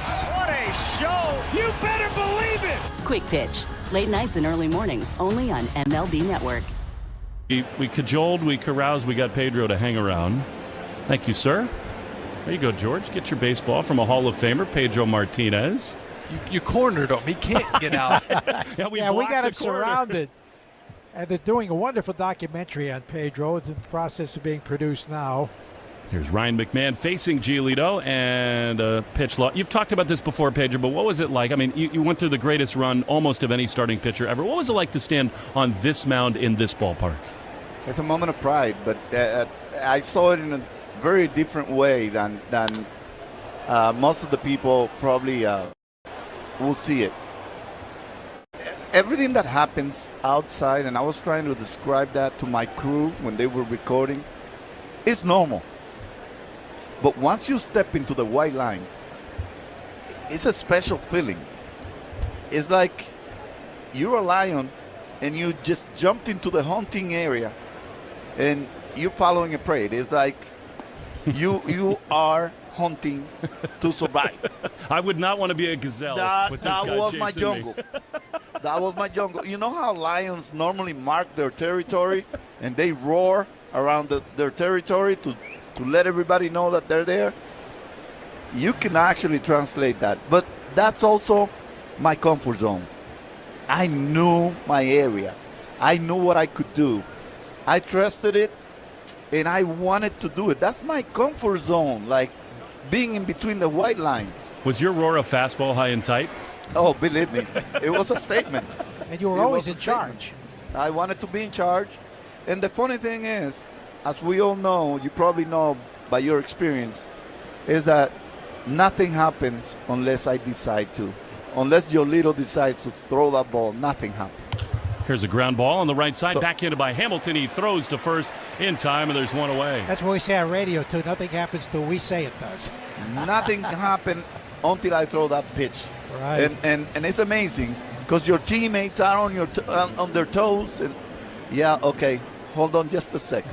I'm going to take this moment to rub this ball, and then I'm going to make a pitch. You're in control, and I love being in control. I love being on the edge. I love competing, and I love defeating people. Here's Trent Grisham. You did it better than anybody. He takes a high fastball, a little honor of. But, you combine that intensity with a playful side, too, Yes. and I think that's why you were such a warm personality and so beloved here. I mean, you get taped to the dugout, post in there. Jimmy Williams didn't like that too much. 1-0 popped up in a shallow left field. Duran is going to make a play. Go ahead, Pedro. I was the only one that understood my teammates and understood when to keep them loose, when to give them a blow, when to just say, hey, guys, I know we're not doing the best, but, hey, let's laugh. Let's make it shorter a little bit. It's a game, right? You got to remember that sometimes. Yeah, if the season is too long, if you don't have any source of fun, you don't go out, that's how you build your commodity.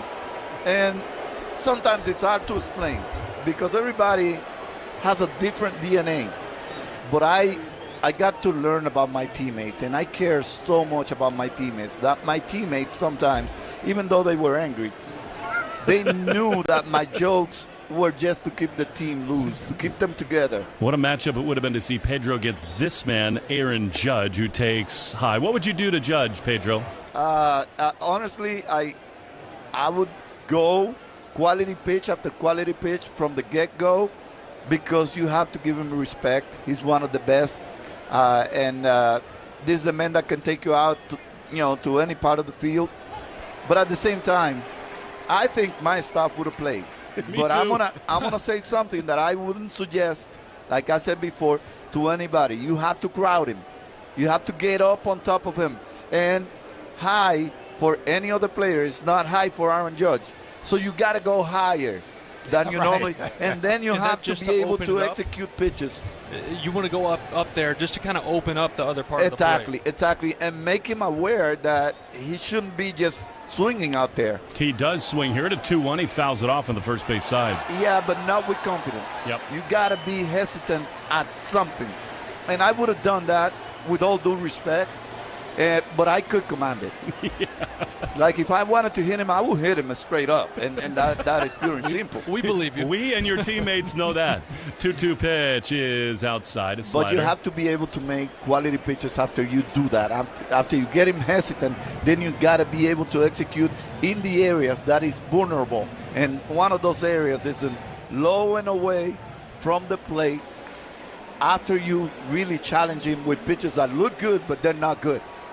And that's the problem with him. He can make adjustments on the flight, too. 3-2 from Giolito. Here it is, and it is fouled back. Man, that was just up enough with the slider at the top of the zone. Yeah. But that also had, a little bit of the inner part of the plate where he didn't feel all that comfortable. You do not want to let this hitter get extended. He did in the first 2-0 Yankees in the fifth. Giolito takes a deep breath. He winds. He throws. Judge swings and misses. He got him. That's the kind of high I was talking about. That's the kind of height you got to go and deep in as much as I wanted it to go. You're the best, Pedro. Thank you. You Thank called you so it. much You for called having it. me. Awesome. That's the Hall of Famer, one of the all. Great moments in baseball have been broadcast on the radio since 1921. Smith corks one into right down the line. It may go. Go crazy, folks. Go crazy. It's a home run, and the Cardinals have won the game by the score of 3-2 on a home run by the Wizard. Go crazy. Catch the next unforgettable call on the MLB app and MLB.com. Take a hack at guessing which baseball player or manager said the following. I really don't know what to say. I'm just so happy I gave something these people cheer. We all did. I mean, it was a great game. Both teams played incredible. It was a great game. That's Mike Piazza after he hit an 8th-inning go-ahead home run in the first New York Mets home game after 9/11. Hear moments like this and more on the MLB app and MLB.com. Every game night is a chance to go big with MLB Big Inning. Turn on baseball's only nightly show that brings you the biggest plays of the night, live and commercial-free. Strikes him out. No one stacks more clutch plays into one live show with up to 4 games on a single screen. Out of here! He is on fire. It's a walk-off winner. Change up game night with baseball's biggest game changer, MLB Big Inning, presented by Best Western. Every night, all season long on MLB.tv. Let's see if we can figure out the following baseball slang term. Today's phrase is Oppo Taco. Do you know what it means?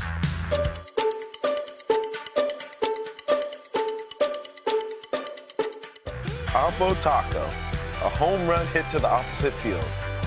Austin Hayes with an Oppo Taco. His 13th, and it's a 1-run game. Expand your vocabulary by listening to every game on the MLB app and MLB.com. PEI.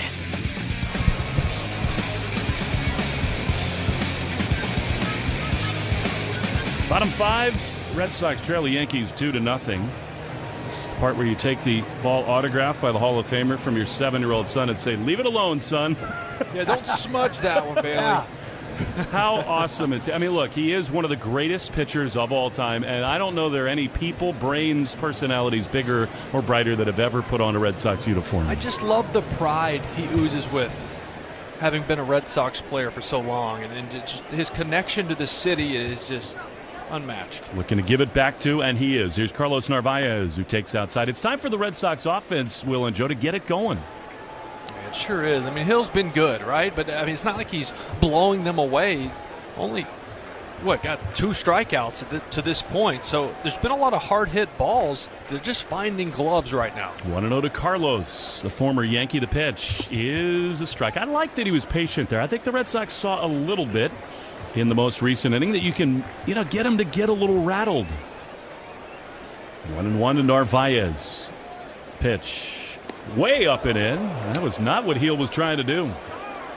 He can get erratic. We've seen that a lot from him in his starts this season up until this point. Well, what was it like when you were a kid coming up and you go to spring training and here's Pedro? Oh, my gosh. I mean, I got to come up and I think, when was Manny's last year? 09 maybe? 08? 08. So 09. It was 09. It was either 08 or 09 spring training. I come up as a young kid just to run bases at the back end of a big league game, and Manny Ramirez goes up there and takes 3 fastballs right down the middle. Boom, boom, boom, strike 3. Comes back, sits right next to me on the bench, and he goes, "What'd you think about that at bat, kid?" And I was like, "Well, yeah, just made some good pitches against you." Ball 4 to Narvaez, the leadoff walk in the 5th. And he looks at me and he goes, and this is something that stuck with me my whole career. He goes, "I was looking curveball. I will live and I will die with my approach. I didn't get it, so I didn't swing." Man, And he was doing that, 2 weeks into spring training. And sometimes he'd set up pitchers that way. Yeah, he would set them up exactly, and then late in the game he would get that pitch and hammer it. All right, so a leadoff walk. Here comes David Hamilton. A lot of options here for the Red Sox. Yankees not really playing the bunt. Hamilton swings and chops it foul on the first base side. We want to tell you that Pedro Martinez, 5 times in his career, led the league in ERA. League leaders in Who's Circling the Drain, presented by Drains by James, Eastern Mass's leader in residential and commercial drain cleaning and pipelining. At Drains by James, they give a poop about your pipes. 0-1 to Hamilton. The pitch. Swinging a high fly down the left field line, drifting foul and out of play, and it's 0-2. Yeah, to me, the most important stat about Pedro, the most impressive, his ERA was 3.5 runs under what the league average was. Yes. Those are the ones, those new stats that we have that sort of normalize and compare you to the rest of the league. Literally, he went on a 3-year run that is unmatched in baseball history. And he did it in the ultimate steroid era where the hitters That's were exactly juiced. what I was going to say. Sandy Koufax did it in the pitcher's era. Right. That's exactly what I was going to say. The guys he was facing during the home run race, the McGuires, the Sosas. 0-2 to Hamilton. Way inside, and Narvaez is going to head up to second base. Well, now this becomes a spot where Hamilton, who has chosen not to bunt, with the team trailing 2-0. You get it. There's Eaton and Cedon coming up on deck, but still, now as a left-handed hitter, this has to be a productive at-bat. Of course, and with 2 strikes, all bets are off, but you are still trying to do everything you can, and you're thinking along with the pitcher. He doesn't want to throw the slider or the changeup because you can pull that easily. Maybe you're setting your sights over the plate for a fastball. See if he'll get it right here. He does have power, 1-2. Heel taking a little more time here, and he, as the pitch clock winds down, comes set. Here's the 1-2, and it is inside. Good take there by Hamilton. Really good take on a slider, and it's 2-2. Yeah, he'll go to that off speed if it's out of the zone like that. But with a guy erratic, even though he hasn't given up any hits to this point, you still got to trust him to get that over the plate. 2-2. Hamilton takes a ball. Here we go with Heel. I mean, that was totally yanked, a fastball, and it's 3-2. Yeah, this is the tough spot as a hitter, right? You know there's a base open. You know there's a guy out there who doesn't have great command, but you still have to be ready for the 98 he has in his back pocket. Fenway coming alive. And he steps off, does Heel, and I think the catcher, Wells, might have seen something. Maybe he's not comfortable on the mound. They're going to come with the pitching coach. I think that's a translator, not a trainer. I believe so, but Wells noticed something. Even still, that is not great for the Yankee fan base to see their pitcher. A couple wild pitches, a couple big misses, and he steps off. Yeah, and I don't know if maybe they think that maybe Narvaez could see something back there. Also, this is just part of the cat and mouse, the chess match that is the Boston Red Sox. And they were in the news for it this last week. They've been so blatant about it. The Yankees basically do jumping jacks at second base when they see something. I love it. Back and forth we go. Well, this is getting the crowd going and back into it because they haven't had much to cheer for to this point, and him stepping off and bringing the coaches out there kind of made this crowd angry. Feels like a swing pitch right here to Hamilton. It's the most beautiful chant in the world. 3-2. Narvaez at second. Here's the payoff pitch. Hamilton checks his swing. Low, ball 4. That is excellent from Hamilton. He draws a walk. The catcher, Wells, is yelling at the home plate umpire. These Yankees complain about balls and strikes more than any team in baseball. Now 2 on, none out for Nate Eaton, and you've got to be thinking bunt here. Yeah, and not bunt for a hit. Square around early enough so you can see the ball and you can get it down. And Nate Eaton does handle the bat very well. He can fly, too. You don't have the best speed at second in Narvaez, so this bunt needs to go to third. It needs to go to third. If you bunt it too hard to first, Ben Rice, he's playing way in. He can make a throw to third base and cut down Narvaez. 2 on, none out. 2-0 Yankees. Here's the pitch. He squares, and he takes a strike on the outside corner. That fastball, bottom of the zone. That looked like not the worst pitch to try to bunt. Hamilton definitely did not offer it that pitch. It did look low. What a spot this is. 0-1 to Eaton. Pitch is outside. He took a slider. That's the other thing here with Heel. You have to bunt at strikes. Yeah, absolutely. And Ben Rice is on a dead sprint in. If that ball had been bunted, Ben Rice was maybe 15, 20 feet from home plate, so you have to make sure you get that down the third base line. 1-1. Pitch. No bunt and a foul back to the screen. Man, he had violent intentions there, and it's 1-2. I sort of love that. Get a pitch to hit, he just missed it. Now you got to make contact. You do. He has one sacrifice bunt in 101 big league games. Not bunting here, you wouldn't think. 1-2, the pitch is called a ball. Wow. I think Eaton and the Red Sox just got a gift. That was right there on the outside, and it is 2-2. I'm telling you, and you said it, the Yankees complain about everything, whether it's Boone, whether it's Chisholm, whether it's Wells. Someone is always complaining, and these umpires take note of that. 2-2, big pitch. Here it is, and it is way outside, not close. And it is 3-2. There's no other way to say it. The Sox got a break. And here's Fenway. Yankee bullpen remains quiet. Of course, he hasn't given up a hit yet. But pitch count's up to 65. 2 on, none out. 3-2 to Nate Eaton.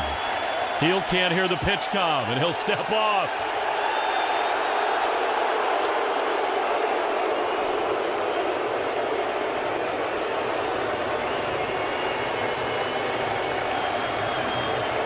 There is nothing like the Red Sox and the Yankees. 3-2. Hill's now trying to blame the technology. He should blame the 37,000. They're not going to let up on him either. No. No, if you show a crack in the armor, they will get after it.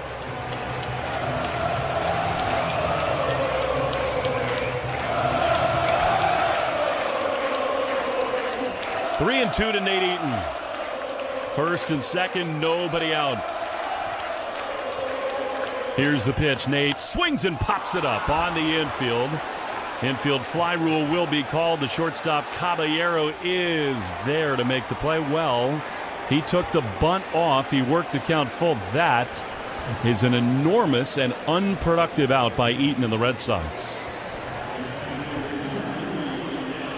Cedar Rafaela coming up here. He saw the ball really well in his first at bat. Didn't chase out of the zone. Took some tough pitches. Maybe he's seeing the ball well here. He's got a knack for the big moment. We've seen it all season. Well, and he also so often in these spots offers at the first pitch. See whether Heel gives him anything to hit here. First one is a strike. That was a really good one to hit. Fastball, the bottom of the zone, and it's 0-1. I'm with you. He took close pitches his first time. Usually that's encouraging. 2 on, now 1 out. And Narvaez is running. Is that a balk? It is! He'll never look, and the Red Sox get runners into scoring position. The ultimate sneak attack by Carlos Narvaez. Like nothing I've ever seen. He saw the base runner going as he lifted his leg and just did not deliver the pitch. He just froze. Yeah. All right, 0-1 to Cedar. Hit likely to tie the game. Here it is. Cedar takes a strike. That was borderline, bottom of the zone. And so it's 0-2. Here we are again. I mean, obviously, you want to tie the game or more, but that run at third is essential. 0-2 pitch is high. Good take there. Fastball, 97 miles an hour, and it's 1-2. Just ready for the top to blow off at this place. 1-2, the pitch. Cedar swings and misses. He strikes out. Man, is that tough. This kid made some very good pitches. Key spots. Man. So now it falls to Jarren Duran.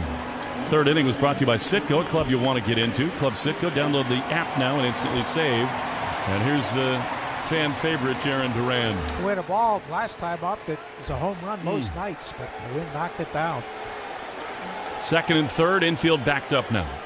Pitch, Jarren takes a ball. Change up the miss way inside, 1-0. Right, so Hill has done a really good job since that 3-2 count. Made a good pitch against Eaton and then really dialed it in against Rafaela. 1-0 to Jaron. Pitch, swing and a miss. Man, fastball. He's done that more this week. Chased up and out of the zone. With Hamilton's speed at second, really anything that finds outfield grass will tie the game. Here's the 1-1. Jaron swings and misses. They're going to live up there till he can prove he can turn it around. Fastball, and it's 1-2. Yeah, velocity at the top of the zone has been his kryptonite here lately. I've seen him chase because he gears up for that pitch and because he feels like he just can't catch up to it, and he hasn't shown to. Well, when he has, it's gone 450 feet. See if he can get one here. 1-2. They lead at second and third. Will Heal triple up on that pitch? He winds. He throws. Jaron swings and drives one into left field, but it hangs up. Oh, it's right at Stanton, and the Red Sox waste a glorious opportunity. They leave him at second and third. They were inside Heal's head, and they do not cash in. Eaton and Rafaela, the huge at-bats in that inning. 2-0 Yankees after 5 in the Shaws and Star. Take a hack at guessing which baseball player or manager said the following. I really don't know what to say. I'm just so happy I gave something these people cheer. We all did. I mean, it was a great game. Both teams played incredible. It was a great game. That's Mike Piazza after he hit an 8th inning go-ahead home run in the first New York Mets home game after 9/11. Hear moments like this and more on the MLB app and MLB.com. Let's see if you can figure out the following baseball slang term. Today's phrase is Oppo Taco. Do you know what it means?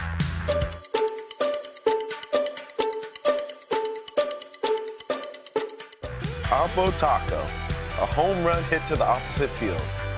Austin Hayes with an Oppo Taco. His 13th, and it's a one-run game. Expand your vocabulary by listening to every game on the MLB app and MLB.com. Great moments in baseball have been broadcast on the radio since 1921. Smith corks one into right down the line. It may go. Go crazy, folks. Go crazy. It's a home run, and the Cardinals have won the game by the score of 3-2 on a home run by the Wizard. Go crazy. Catch the next unforgettable call on the MLB app and MLB.com. The Off Base Podcast is on. Join Lauren Gardner and Xavier Scruggs for all the baseball buzz across social media, pop culture, and around the majors. The Off Base Podcast. Listen on Spotify and Apple. Sunday mornings, 11 Eastern. Join your favorite on-air personalities for unique perspectives, in-depth interviews, and untold stories from around the league. The MLB Network Podcast, presented by the all-star lineup of Chevy trucks. Listen on Spotify and Apple. Sunday mornings, 11:30 Eastern. The Boston Red Sox may not be reproduced or retransmitted in any form, and the accounts and descriptions of this game may not be disseminated without the express written consent of WEEI and the Boston Red Sox. You never forget that, Will, after 6,000 games. Here we go to the 6th, 2-0 Yankees, and here's Ben Rice, the Cohasset kid. And it's taken for a strike, a breaking ball from Giolito. Rice was a Yankee fan as a kid because of Derek Jeter, even though he grew up in Cohasset, Mass. But he said around 13 and 18 he became a real Red Sox fan. Yeah, it's got to be an odd feeling, right? You grow up here, you're eventually a fan of the ball club and the organization, and then they force you to wear those pinstripes. 12th round pick. Breaking ball is low out of Dartmouth, where he played for Coach Bob Whalen. Recently just retired after a long tenure at Dartmouth. Had some very good baseball clubs. Rice made for Yankee Stadium hitter, pull power from the left side. He takes it inside and low from Giolito, and it's 3-1. Lucas has walked one, and that led to a run after the catcher's interference, and he's fanned 6. 3-1 to the left-hand batting Ben Rice, and it swung on and missed. Ben's dad is a lawyer, helped negotiate his deal with the Yankees. One time the Yankees were willing to pay his whole final year at Dartmouth, but they wound up doing so. Line drive, nice play on one hop by Lowe at first. Toward the line, he runs to the bag for the out. That was scalding. Yeah, for such a big-body baseball player, Nathaniel Lowe is so good with the glove over at first base. He has that gold glove he won when he was with Texas a couple years back, and you can see why. Just so smooth and controlled with the leather. Now, Cody Bellinger, who fly to center, and then, after the catcher's interference, lined an RBI single to left center that drove in an unearned run. He's going to bunt and pulls the bat back and hits the bat and goes foul, strike one. Now, third baseman Bregman very wide of the line and deep. And Bellinger certainly was bunting for a hit there. Well, I'll tell you what, if he bunts it hard enough down that line, it ends up being a double. I remember playing against these guys, and Robinson Cano did that to us. Bunted it down the left field line for a double off of the padding. He kept running. The 0-1. Low and inside. There's a guy that might have made the Hall of Fame had he not left Yankee Stadium. He was made for that ballpark, but he went to Seattle and eventually the Mets. Well, he's been playing down in Mexico the last couple of years and playing well at that. 1-1 pitch. And a line drive hit to right field. Or of a fly ball, actually. Eaton trots in and makes the catch for the out. Pedro really owned Robinson Cano. He owned many hitters, but... 2 down, and here's Giancarlo Stanton, who twice has struck out, once looking and once swinging. Who's on deck, brought to you by TimberTech Decking and Railing. Everything wood should be. Visit timbertech.com. Down and away with a breaking ball, 1-0. Pitch count at 95 for Giolito. This could be it. Yeah, I would think so. Yeah. Yeah, with the lefty Chisholm on deck, I would say so. Here's the pitch home, and it is in there for a strike. Very sorry to hear about the injury to Bernardino. A lat injury. Doesn't sound like he's going to pitch again this season. Oh, AC did not sound very optimistic about that one. 1-1 is in there for a strike. He's one of my favorite guys. I love his story. Of course. His perseverance. Hard worker, great teammate. And you know what? He's been a really important piece to this bullpen the last couple seasons. 1-2 to the big slugger, the pitch. And it's low and away. This with a slider there. So be pitch number 99. Yeah, looking at Giolito today, he's thrown under 40% fastballs, which is rare for him. But this New York Yankees team feasts on fastballs. Here it is. And there's a line drive base hit into right field. Low bullet. Nice easy swing, and Stanton has an opposite field hit. Has he ever in his life had a hit under 100 miles an hour? Well, that was exactly what his batting practice was all day. He was just shooting balls to right field. And your son Bailey was up here, and he's going, hit a home run already. And he was just consistently hitting that low liner to right. And the way, here comes Alex Cora to the mound, and that may do it. And he will, but with that stance, he's going to hit a lot to right field. Yep. Close stance. Now, Giolito did a pretty good job. 5 hits so far, 2 runs, and one of them was unearned, leaving the mound to a nice ovation. As we have a pitching change coming your way from Fenway Park on the Shaw. Great moments in baseball have been broadcast on the radio since 1921. Smith corks one into right down the line. It may go. Go crazy, folks. Go crazy. It's a home run, and the Cardinals have won the game by the score of 3-2 on a home run by the Wizard. Go crazy. Catch the next unforgettable call on the MLB app and MLB.com. Let's see if you can figure out the following baseball slang term. Today's phrase is Oppo Taco. Do you know what it means?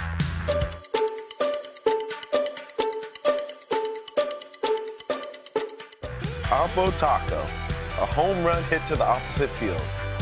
Austin Hayes with an Oppo Taco. His 13th, and it's a 1-run game.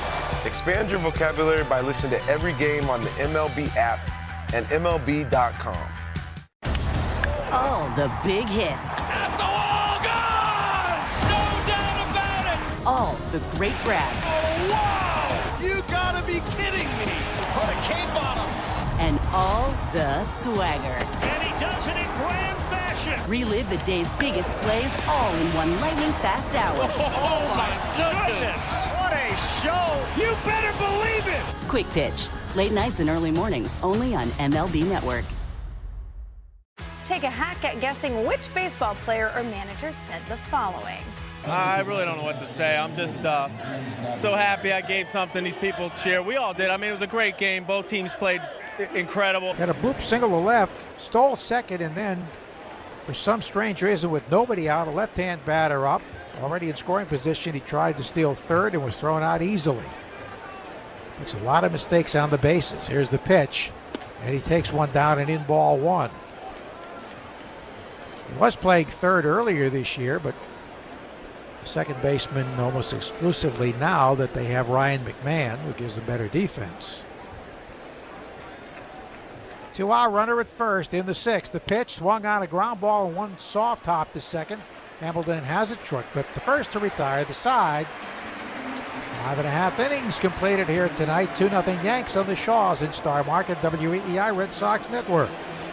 Great moments in baseball have been broadcast on the radio since 1921. Smith corks one into right down the line. It may go. Go crazy, folks. Go crazy. It's a home run, and the Cardinals have won the game by the score of 3-2 on a home run by the Wizard. Go crazy. Catch the next unforgettable call on the MLB app and MLB.com. The Off Base Podcast is on. Join Lauren Gardner and Xavier Scruggs for all the baseball buzz across social media, pop culture, and around the majors. The Off Base Podcast. Listen on Spotify and Apple. Sunday mornings, 11 Eastern. Join your favorite on-air personalities for unique perspectives, in-depth interviews, and untold stories from around the league. The MLB Network Podcast, presented by the all-star lineup of Chevy trucks. Listen on Spotify and Apple. Sunday mornings, 11:30 Eastern. Take a hack at guessing which baseball player or manager said the following.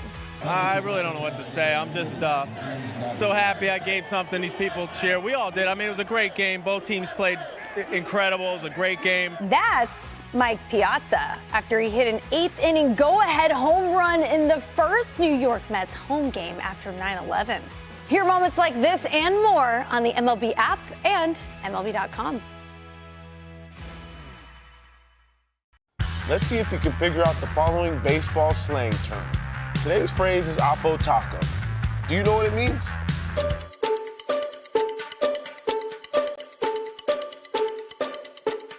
Oppo Taco, a home run hit to the opposite field.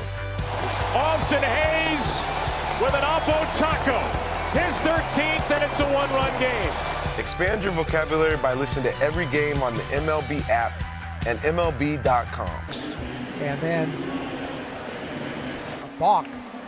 But the Red Sox stranded those runners and popped to short, a strikeout in the line to the left. So here we go. In the last of the 6th inning as Alex Bregman steps off. He has flied to right and grounded to short, forcing a runner. Hill has thrown 74 pitches. He delivers. And it's low ball one. We'll check our Subaru of New England scoreboard as we move along. Subaru of New England all-wheel drive away event is going on now. Find your authorized Subaru retailer at SubaruofNewEngland.com.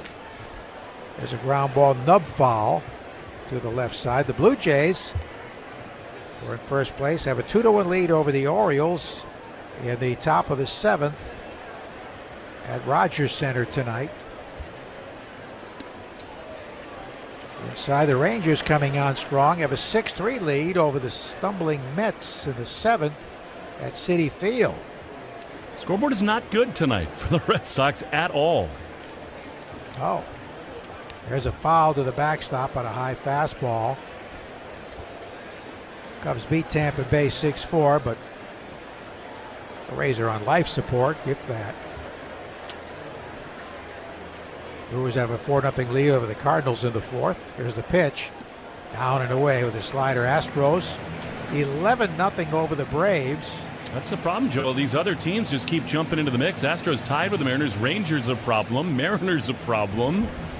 Cleveland's still on the fringes.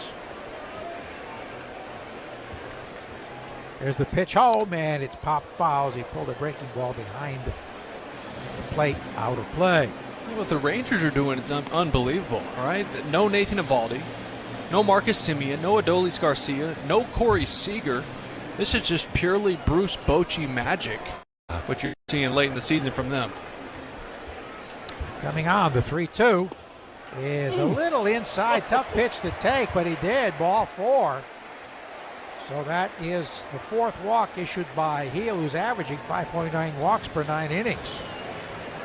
There was a veteran hitter with great knowledge of the strike zone taking that one. Cutter. I think it was the ball, but that is close. It's close, and as a hitter, a right-handed hitter, you see that front door slider. It's hard not to swing at that because you're expecting it to break back. Guardians leading the White Sox 2-0 in the 7th. Here's Trevor Story taking low. All right, Joe, I want you to get Trevor's 25th home run right here. It'll be fun to see. He's lined hard to right and grounded out 4-3. Leadoff man aboard, leadoff walk. Here's the pitch. Swing and a miss at a high delivery. Well, that a changeup. It was 90 miles an hour. He took something off. The fastball. Yeah, he throws that right-on-right changeup. Almost acts as a sinker for him because his four-seamer has a little cut, goes the opposite direction. 1-1. Nobody out. The pitch. Ground ball bounced to short. Caballero to second out. Chisholm to first. Wide. He throws it into the stands. Another Yankee error.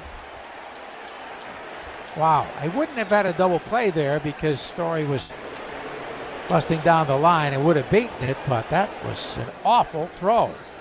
You saw this last time these guys played in the Bronx. Same thing on a couple turns at second base. It's almost like Chisholm rushes it and doesn't grip the baseball, and it's just nowhere. I mean, heads up. If you're selling beer in the stands, I mean, that's coming right at you. I ended up to the box seats closest to the Red Sox dugout by home plate. Awful throw. So in E6, Bregman was forced on the play 6-4. Here comes Lowe. And a bluff to second, nothing doing. Crowd yells balk, of course, not this time. But the Red Sox caused Heel to panic. First and second, nobody out. Last inning when he balked. Runner at second, 1 out. The pitch. Down and in. Lowe was popped to short and struck out, so he was 0 for his last 14. 2-0 Yankees in the 7th. Heel is not allowed a hit in the 6th, I should say. 5 no-hit innings. The pitch, strike over the inside corner. That's a bad one. He's been very, very inconsistent, Will Little has, behind the plate tonight. He has balled several in the zone, and he's called a few way outside. Yes, he certainly missed more than his share. The 1-1. Runner leading at second. Here it is, and that one's low. Just down and in at 96. Doesn't it just feel so important to get the first one across? Just the first to get this crowd alive. Break the seal. Get the first hit. Yeah. Yankees have bullpen action. Is that Cruz? Fernando Cruz was very good. Struggled his last couple of times out the pitch. Swing and a miss. Tied him up, down, and in. So it's 2-2. The Yankee middle relief has absolutely been hammered of late. They have really struggled. Tigers outscored him 23-3 in the first 2 games of their recent series. Yankees won last night. Foul tipped, and did he hold it? He did. Strike 3. 97, so he reached back for something extra, and he fans low as we take 10 seconds on the Shaws in Star Market, WEEI Red Sox Network. From the WEEI studios, 93.7 WEEI FM and HD1, Lawrence, Boston. Always live on the free Odyssey app. 2 out for Massa. Reached on an error, grounded out to second, and the pitch to him is down and in, ball 1. There was charged to Caballero and a bad throw, so the Yankees have made 2 errors tonight. So far they haven't been costly. The pitch is up and away. Mainly because the Red Sox don't have a hit. 2 runs, 5 hits, 2 errors for New York. No runs, no hits, and 1 error for the Red Sox. Red Sox lead the season series 8-2, so they've clinched the winning season series. The pitch. He takes a strike and a high fastball, actually a high changeup at 89. I need Yoshida to go after that pitch. I mean, 2-0, it's right there, center cut, and with what's been going on all night, he's got to be in attack mode. 2-1 pitch. Here it is. And he swings and grounds it right to the second baseman. Chisholm has it on one knee, flips accurately to first this time to retire the side. Error turns out to be harmless. After 6, 2-0 Yanks on the Shaws in Star Market, WEEI Red Sox Network. Get up to $20 off. Take a hack at guessing which baseball player or manager said the following. I really don't know what to say. I'm just so happy I gave something these people cheer. We all did. I mean, it was a great game. Both teams played incredible. It was a great game. That's Mike Piazza after he hit an 8th inning go-ahead home run in the first New York Mets home game after 9/11. Hear moments like this and more on the MLB app and MLB.com. Let's see if you can figure out the following baseball slang term. Today's phrase is Oppo Taco. Do you know what it means?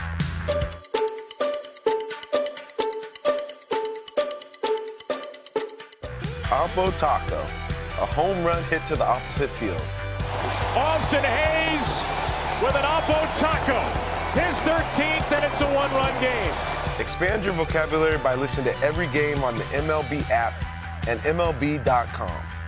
Introducing baseball's all-new national pregame show, MLB Tonight, live at 5. Join Greg, Harold, and Dan, and a star-studded roster for a preview of all the night's matchups. Get a first look at the lineups. Everything looks good right now for the Yankees. First take from the players. I'm just excited to put any pair of cleats on. And the first of many breakdowns before the first pitch. A full night of baseball starts at 5. MLB Tonight's national pregame show. Weekdays at 5 Eastern on MLB Network.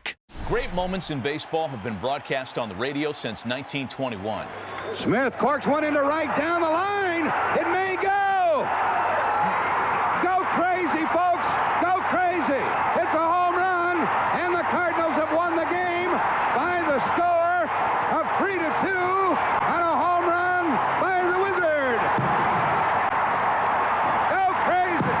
Catch the next unforgettable call on the MLB app and MLB.com. Bottom third of the order, Wells, a left-hand batter, and Caballero, a righty, and McMahon from the left side. Giolito was very good tonight. 5 2/3 innings, 5 hits, 2 runs, 1 on the Judge homer, the other run unearned after a catcher's interference. He walked 1, he fanned 6 through 99 pitches. So here is Wells, who twice was fanned by Giolito. Power hitting catcher who fans a lot. The pitch is swung on foul to the left, out of play. Full house at Fenway on a beautiful Friday evening with the Red Sox wearing the City Connect greens. They're 5-4 in these green uniforms. See so many fans wearing those jerseys around the park. The pitch, swinging a ground ball, bounce to first. Grabbed nicely by Lowe, getting in front of it. Underhands to the pitcher for the out. A little behind him, but Wilson hung with it. Got the out at first. Yeah, that was a tough one there. Lowe. Wilson was a little slow getting off the mound to cover first. Kind of threw off the timing of that for Lowe. It kind of made a low toss there to Wilson. It was an awkward exchange there at first base, but Wilson seems to be fine. So Caballero was grounded out 4-3 and 5-3. The speedster leading the major leagues in steals at 45, but has not been on base tonight. Bregman in close. The pitch is driven down the right field line, slicing back toward the pesky pole. It hits on the track and bounces into the stands where the wall rounds out for a ground rule double. Well, if he sliced that a little more, he would have had a home run. This is a guy you don't want on base with less than 2 outs because you know he's going. 45 bags, leads baseball. You got to think the lefty Wilson here is not quick to the plate, that he's trying to get to third base here for McMahon. So much easier to steal third off the lefty. Yep. McMahon has lined out to center, grounded out 4-3. 7th inning brought to you by Jeffrey Glassman Injury Lawyers, Boston's go-to attorney for over 30 years. Dancing off second, throw to second, close. They just didn't get him. Oh, that was close. I was about to say they got him. Is that worth reviewing? That was ever so close. Alex waiting for word from the clubhouse, and they say no, they will not review it. Just got the sliding mid in there. I mean, that's just about as close as it gets. I was about to call him out. But Caballero still got a pretty decent lead, a little bit shorter now. Left-hand batter against the left-hand pitcher, and he's going to third. The pitch is taken for a strike. The throw, he dives, and he's safe. Oh, that was ever so close. Thought they might have him there. Bregman took the throw pretty much on the bag. And Caballero with his 46th steal. I mean, this is bang, bang again. He got a great jump, had a big lead. Narvaez got rid of it so quick, and a great throw to Bregman. Bregman puts the glove down, and yes, he just beats it. Gets his left hand just under the tag. Ever so close. So now the infield comes in with one out and a runner at third. Wilson can really use a strikeout with ground ball right at an infielder. Here's the pitch, and McMahon takes it low. Well, this is why Wilson is in here, right? This is his pocket against lefties. Lefties hit just about 200 off of him. Another lefty and Grisham on deck. Ball and a strike to the left-hand batting former Colorado Rocky, Ryan McMahon. The pitch. Swinging a line drive, caught on a short hop, the throw to the plate, and he gets away. The run scores, and down to second base. The throw there is too late. McMahon is in there. Hamilton made a great stab at second base, diving, and he came up throwing, and it was pretty much on target, but it took a tough hop. Yeah, I'll tell you what, that's a tremendous play from him at second base to lay out and make that on a short hop. And when you leave your feet and you know they are on the run, you have to rush it to get it there in time. He did make a low throw, and Narvaez couldn't pick it clean and make the tag. So another run scores. 3-0 Yankees. Yeah, the throw was there in time, but it short hop. Navarro, he rushed it. Narvaez, he didn't come up with it. And that's that internal clock of playing this game. You knew, even though it was hit hard and you're playing in, it's with the speed of Caballero, you have to get rid of it, and that's what speed does to you as a defense. So they charge the error to the second baseman. Here's Grisham now, 0 for 3, a strikeout, 2 fly balls to the outfield, the pitch home, and he takes a strike over the inside corner. Did they score that a base hit or a fielder's choice? I think fielder's choice, but you get the RBI. That was the key hitter, because now you're going to face Judge. Yeah, the Red Sox do have right-handed action in the pen. Go to the Yankees. There it is. And a check swing. He did not go. The pitch down and away. Now Weissert and Kelly up. So they will give an RBI to McMahon. Credit him with an infield hit. And he takes second on the E4. Tough error for Hamilton because he made the great stop, and throw possibly could have been handled. The 1-1.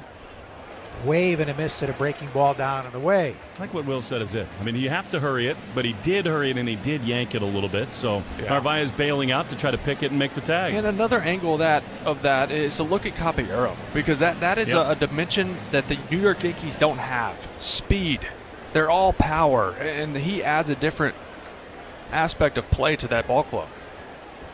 And he's in there pretty much every day now with Volpe struggling and hurting. The pitch is a little low and away. 2 balls, 2 strikes. Well, the run would be earned. McMahon taking second on the throw. The RBI was his 51st. Chisholm, the left-hand batter, swings and misses. And a pitch down and away, a good slider.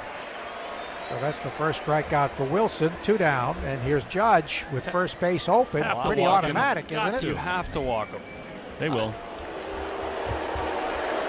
Hold up the 4 fingers. You know, they've attacked him more than a lot of teams. They really have, but not in this kind of a situation. This just screams walk. Yeah, you got to keep this at 3. And Ben Rice, dangerous pull hitter, but he's going up against the lefty here. Rice has singled, reached on catcher's interference, and hit a hard shot to first base. Very nice play was made by Lowe to retire him.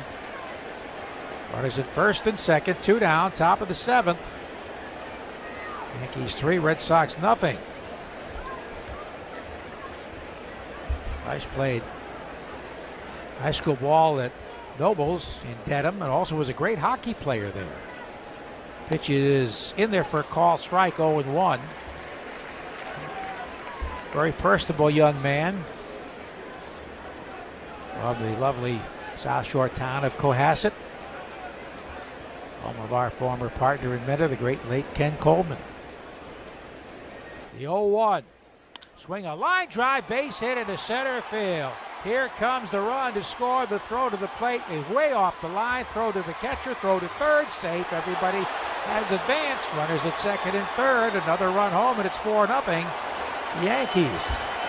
Now, Narvaez did a good job. He came out in front of the plate saying he had no chance to get McMahon and fired to third. It was close, but good slide was made there by Judge. Yeah, and Rafael has got to get that throw down, right? If you're not gonna have the out at home plate, you have to get that down to keep the base runners from moving up, because now Bellinger up second and third. It's 4-0. A hit makes it 6-0. It's that simple. Bellinger, line to center, single to left center, fly to right. You know that's extra special for Ben Rice, the South Shore kid who last year had a 3-home run game against the Red Sox in the Bronx as a rookie. Ball got loose out of the monster seats out there. A momentary delay. Cody Bellinger tonight had an RBI single to left center in the third, 1 for 3.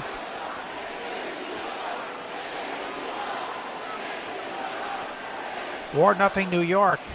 Here's the pitch home. Down and away, ball 1.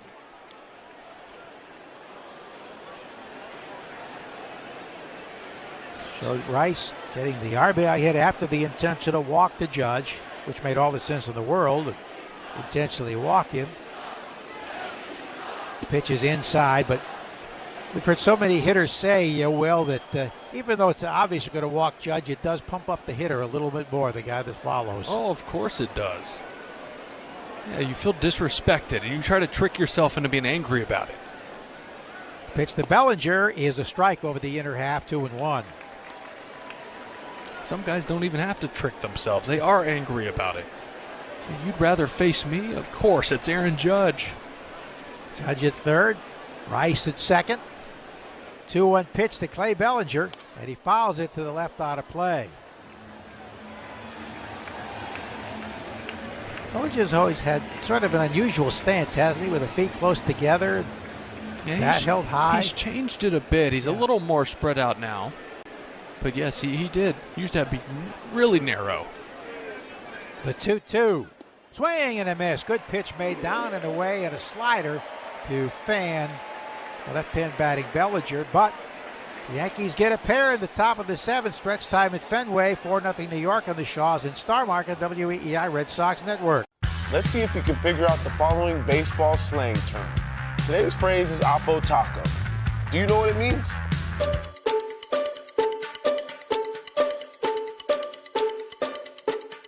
Oppo Taco, a home run hit to the opposite field. Austin Hayes with an Oppo Taco, his 13th, and it's a 1-run game. Expand your vocabulary by listening to every game on the MLB app and MLB.com. Great moments in baseball have been broadcast on the radio since 1921. Smith corks one into right down the line. It may go. Go crazy, folks. Go crazy. It's a home run, and the Cardinals have won the game by the score of 3-2 on a home run by the Wizard. Go crazy. Catch the next unforgettable call on the MLB app and MLB.com. Take a hack at guessing which baseball player or manager said the following. I really don't know what to say. I'm just so happy I gave something these people cheer. We all did. I mean, it was a great game. Both teams played incredible. It was a great game. That's Mike Piazza after he hit an 8th-inning go-ahead home run in the first New York Mets home game after 9/11. Hear moments like this and more on the MLB app and MLB.com. Introducing baseball's all-new national pregame show, MLB Tonight, live at 5. Join Greg, Harold, and Dan and a star-studded roster for a preview of all the night's matchups. Get a first look at the lineups. Everything looks good right now for the Yankees. First take from the players. I'm just excited to put any pair of cleats on. And the first of many breakdowns before the first pitch. A full night of baseball starts at 5. MLB Tonight's national pregame show. Weekdays at 5 Eastern on MLB Network. Luis Gil had 6 no-hit innings. He did walk 4, worked out of a couple of big jams, but he leaves with a 4-0 lead as Fernando Cruz takes over.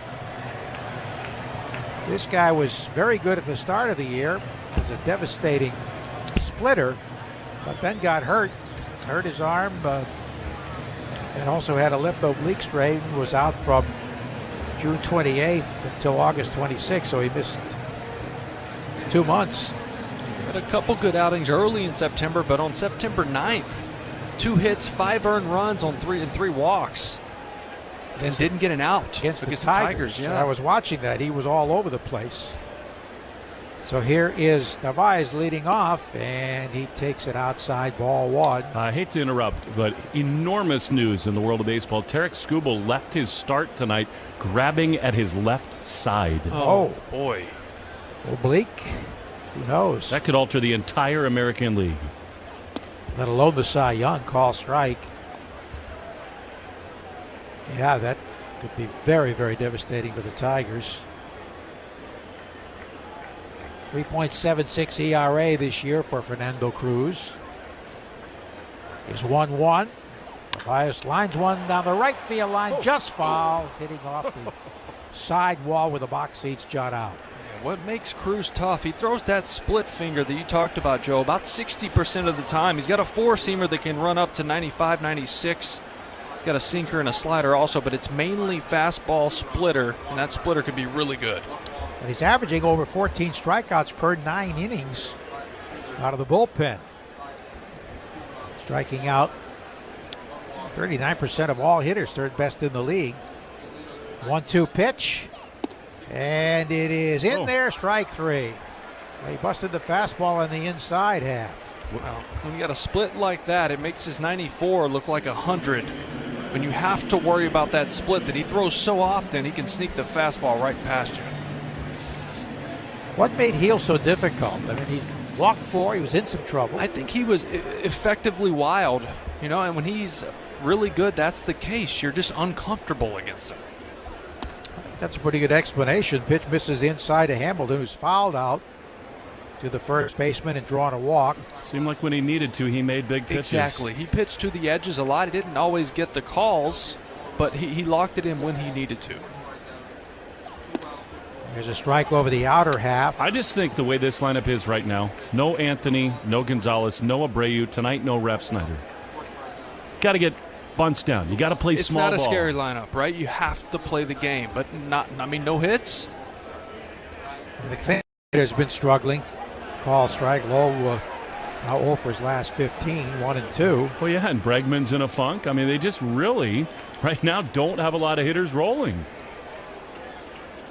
Well, you've seen that with this team, right? Hot, cold, nothing in between, and you just got to think, all right, that hot streak's got to be coming. It's about that time to get going. 1-2 to the left-hand batting Hamilton. Fernando Cruz throwing strikes so far. 1-2. And a splitter in the dirt. Did he go? He does chase. Picked up by the catcher Wells, who throws to first for the out. Goldschmidt come on to first for Ben Rice, who had the big RBI hit in the top of the 7th inning. You never see it anymore, but I think he took the pitch clock down to totally freeze the hitter there. Might have worked. Here's Nate Eaton, who struck out and then came up with first and second. Actually, second and third after the balk with nobody out. And popped to the shortstop. That was in the 5th. The pitch. He swung on hit to left field, high and deep, back by the wall, and gone. Hit in the El Tiante banner, and Nate Eaton is homered. His first as a member of the Red Sox, and it is 4-1 Yankees. A line drive bullet. His first as a Boston Red Sox. How the Kansas City Royal hit that one right on the nose. The only question was, would it be high enough? And it hit right under the left field light stanchion off the big heart that says LT on 10. Well, it was 105 off the bat. Just enough, 380 feet. You just wish it came in his previous at-bat with 2 runners on. Yeah. Ball 1 to Rafaela, who's walked, and he struck out with runners at second and third. I mean, listen to this ballpark. It's starving to get crazy. Yeah, that brought the crowd back to life. So 4-1 Yankees. Those 2 runs at the top of the 7th looming very large. That was the first Red Sox hit, in fact. The pitch up and in. This with a high fastball. Joe, you remember how loud this place was when Bogey hit that homer off of Garrett Cole in 2021? A playoff game. That was amazing. And of course, Rafi had a lot to do with that against Garrett Cole, as he always did. 2-0 the count to Rafaela. He takes low. Boy, throw him a splitter. Took something off of it. He got a benefit call from the umpire. Looked pretty good. 3-0. Fernando Cruz, the right-hander, delivers and drops a fastball in there for a strike. Toronto now leading Baltimore 3-1 in the 8th.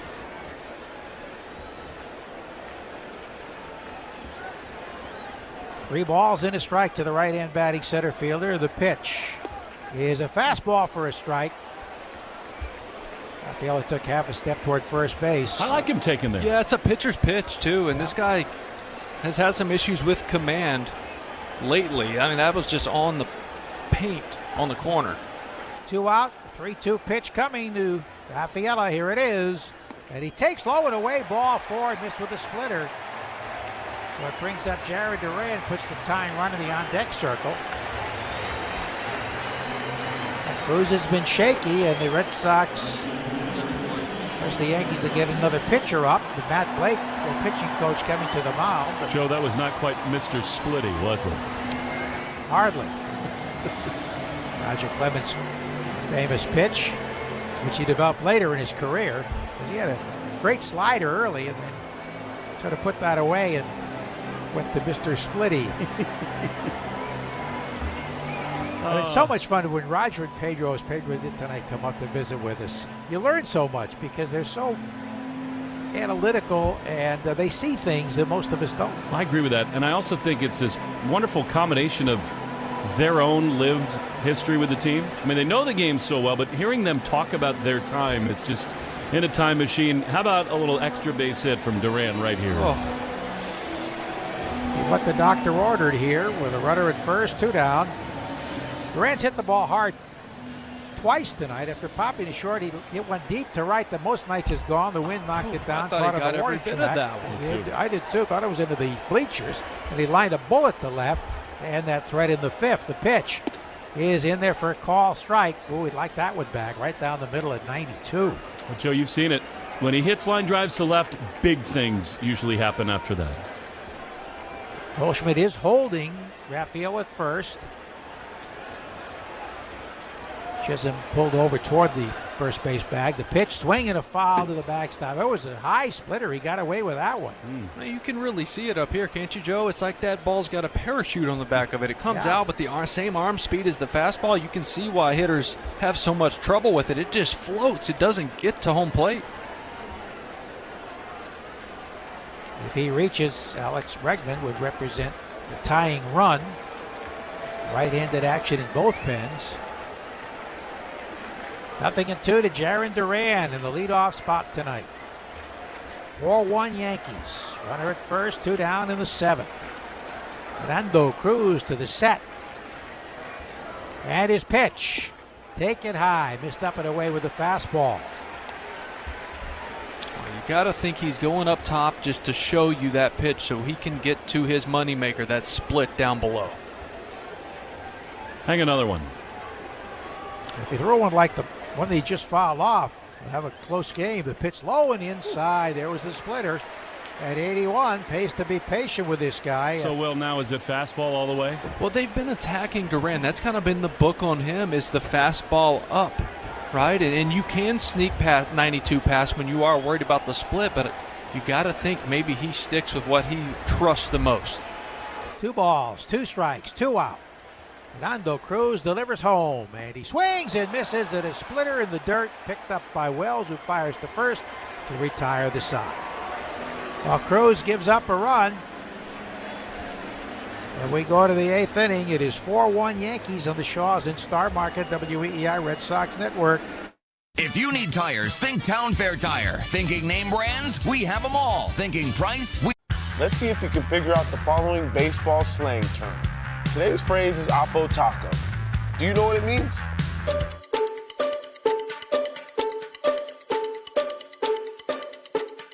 Oppo Taco, a home run hit to the opposite field. Austin Hayes with an Oppo Taco. His 13th, and it's a 1-run game. Expand your vocabulary by listening to every game on the MLB app and MLB.com. Great moments in baseball have been broadcast on the radio since 1921. Smith corks one into right down the line. It may go. Go crazy, folks. Go crazy. It's a home run, and the Cardinals have won the game by the score of 3-2 on a home run by the Wizard. Go crazy. Catch the next unforgettable call on the MLB app and MLB.com. The Off Base Podcast is on. Join Lauren Gardner and Xavier Scruggs for all the baseball buzz across social media, pop culture, and around the majors. The Off Base Podcast. Listen on Spotify and Apple. Sunday mornings, 11 Eastern. Join your favorite on-air personalities for unique perspectives, in-depth interviews, and untold stories from around the league. The MLB Network Podcast, presented by the all-star lineup of Chevy trucks. Listen on Spotify and Apple. Sunday mornings, 11:30 Eastern. Take a hack at guessing which baseball player or manager said the following. I really don't know what to say. I'm just so happy I gave something these people cheer. We all did. I mean, it was a great game. Both teams played incredible. It was a great game. That's Mike Piazza after he hit an 8th inning go-ahead home run in the first New York Mets home game after 9/11. Hear moments like this and more on the MLB app and MLB.com. Stanton, Chisholm, and Wells. Red Sox got the first hit. It was a homer from Nate Eaton, but this is still a super important spot for Kelly and the Red Sox. Giancarlo Stanton is sort of like Pedro was on the mound sometimes. He gets into his stance and he does not move, no matter what the pitcher's doing. Feet are cemented to the batter's box. Kelly throws. And he misses outside cutter. You can't walk people in this spot. His stuff, Will, is electric. If Kelly gets ahead and throws strikes, he can be really important. It's so true. Upper 90s fastball. He's got that cutter going, good sweeper, and a changeup. 1-0. The pitch is inside a fastball, and it's 2-0. You know, Kelly authored maybe the signature moment of his career against the Yankees. Bases loaded, nobody out. He came up and got everybody out. That's not nearly as consequential. The 2-0 is a strike. That was a cutter at the top of the zone, 2-1. Well, with 3 more homers, Stanton will tie Yaz on the all-time list. He has been, I think, a Hall of Fame player. 2-1 is low, especially what he's done in the postseason. Yeah, at this rate, you got to think he's going to get close to, if not past 500 home runs, and then you have to start having that conversation. 3-1. Legs almost locked. Dangerous pitch right here. It comes home, and it's not close. Well, I mean, I know Stanton's scary, but trailing by 3, that has been the problem for Kelly. You can't walk guys in this spot. Look, you need to keep them right here, right? You need to keep it a 3-run game. They don't trust the back end of their bullpen. And that is who can really unravel this game if you can just get to it. You got to stay within 3, though. Yes, you can't absolutely. give up anything more. And now they'll pinch run for Stanton. Looks like Jason Dominguez. 11 walks in 28 innings for Kelly. Too many. Especially because you got the heart of the order coming up. I mean, a 3-run game, get into that Yankee bullpen. It is not active at the moment. I think they're going to leave Cruz in. I mean, they've had so many issues with particularly Williams and Doval, occasionally with Weaver. Here's Chisholm, scary in this kind of spot. He drives one high and deep and foul. This is the kind of guy, when things are going really well, how many times have we seen it? He gets multiple hits, multiple homers in games. When things are kind of going well for the Yankees, I think Jazz Chisholm is a totally different player.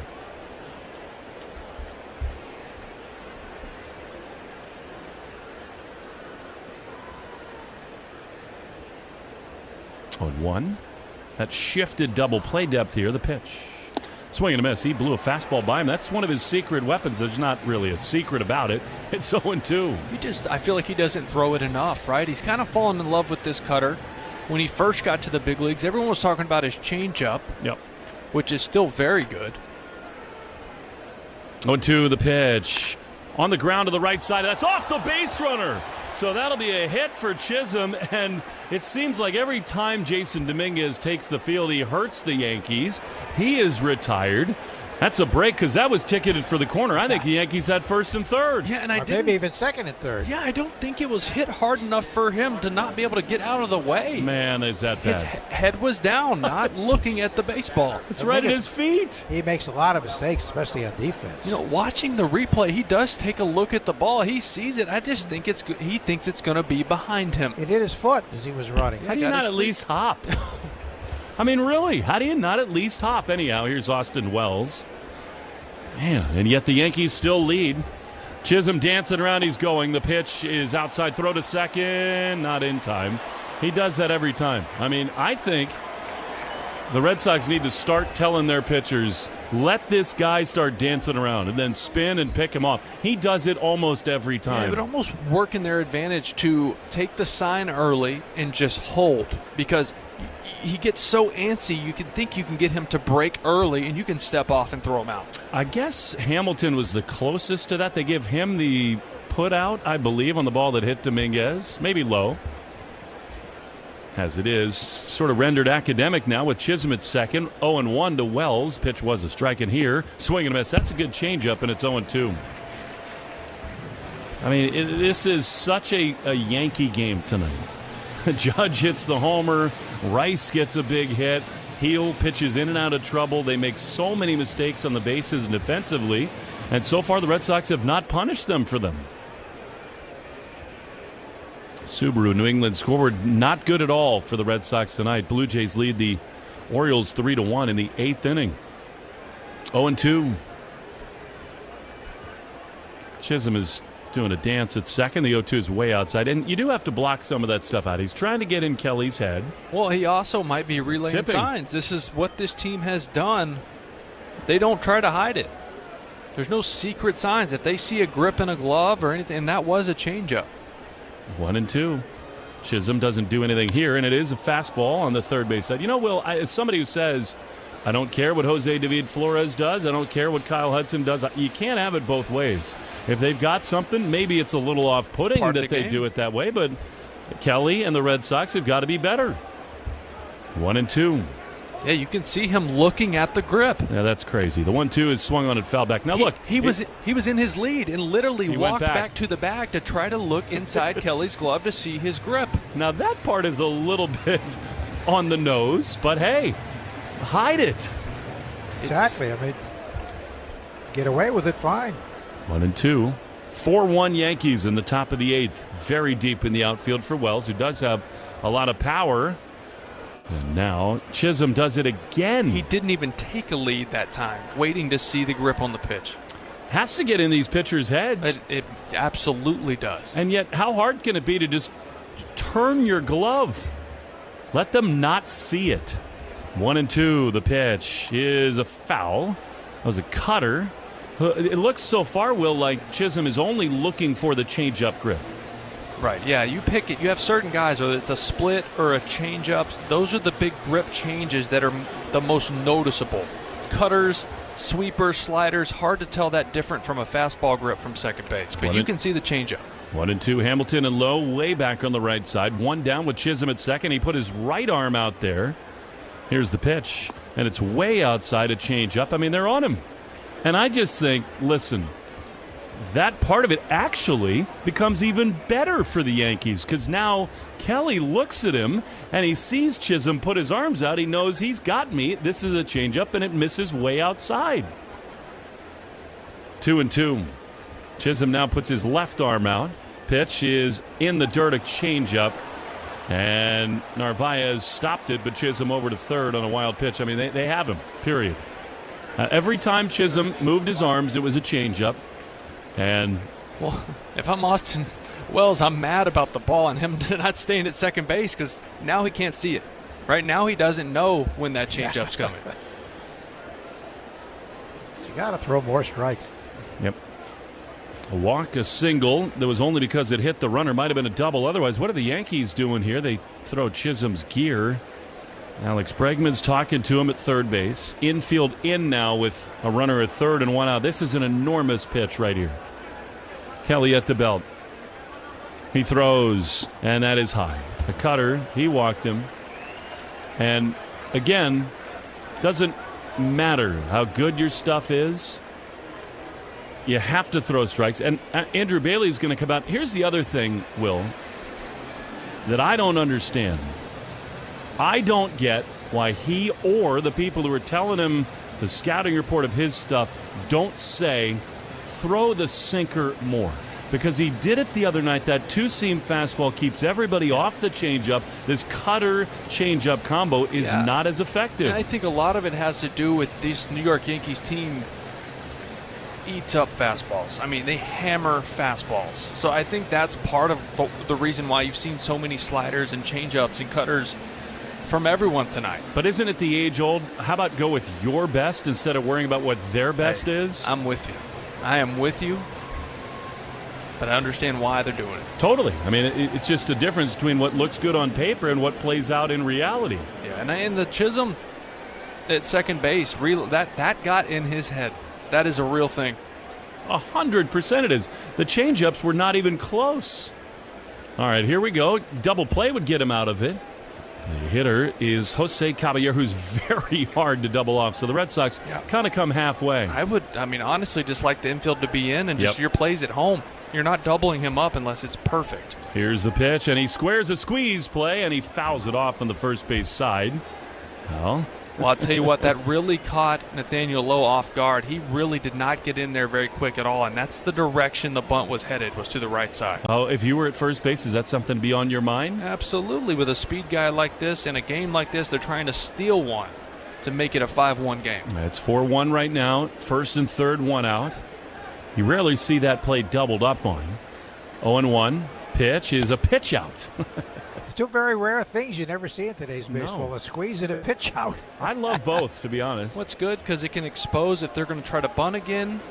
And Chisholm, who does not run the bases well, he makes a lot of dumb mistakes on the base pass. Try to get him to get off the bag. 1-1.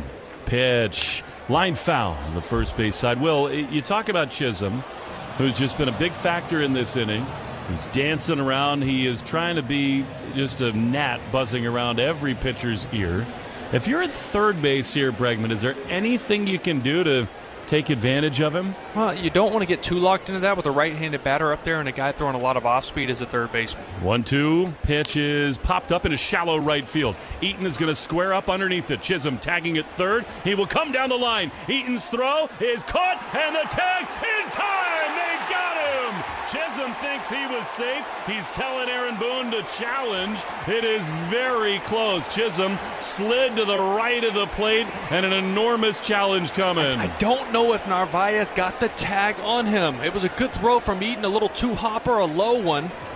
Narvaez picks it well. Now, does he get the tag on him? Yes, he did. It looks like he got the top of his hand with the bottom of the mitt. Now, that angle is not totally definitive. In the eighth inning, they're going to challenge probably anyway. The one thing that I don't know is that all I do know is the glove was over the arm in time. Did it actually clip it? Now, they actually changed the rule, I believe, last year. The laces of the glove don't count anymore. Well, it has to be the leather of the glove. Well, then this could be trouble for the Red Sox. And Narvaez is looking as if he knows. Somewhat surprising he went. I mean, the ball was very shallow. Yeah, that's the player he is. They're aggressive. They're going to push it. a guy with not a ton of big league experience in right field. Nope, he missed the tag, I think. That last replay, I think, shows. Is there enough? I need a different angle to show me because it's really hard to see. That one right there, Will, maybe did miss it. It's so close. Now, the Red Sox are sort of walking off the field. I think that's wishful thinking. This is so important in this game. Now this is the best slowed down angle. I just don't know there's one that definitively proves it one way or the other. I don't. Now, New York has more, right? Yep. They have more angles. They have a clearer picture. I just don't know. I don't know if he got him. I really don't. I don't either. The more I see it, the more unsure I am. Me too, but I also think the fact that the call was out makes it maybe hard to overturn. Totally. It's ever so close. Here we go. He's hearing from New York is the home plate umpire and crew chief, Will Little. Right hand on his right ear. He'll turn around and tell us the verdict in just a moment.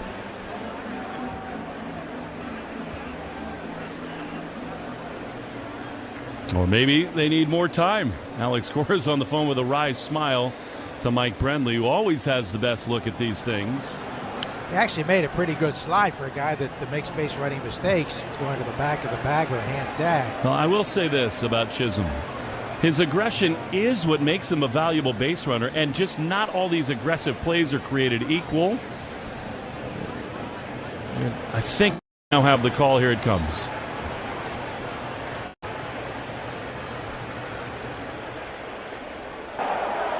After review, the call on the field stands.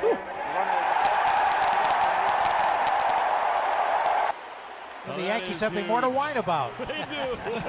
You said it, Joe, and I'm glad you did. It is true. That would drive me crazy, just as it does Aaron Boone. The call on the field stands. All the big hits. At the wall, gone! No doubt about it! All the great grabs. Oh, wow! You gotta be kidding me! Put a cape on him! And all the swagger. And he does it in grand fashion! Relive the day's biggest plays all in one lightning-fast hour. Oh, my goodness! What a show! You better believe it! Quick Pitch. Late nights and early mornings only on MLB Network. Let's see if we can figure out the following baseball slang term. Today's phrase is Oppo Taco. Do you know what it means?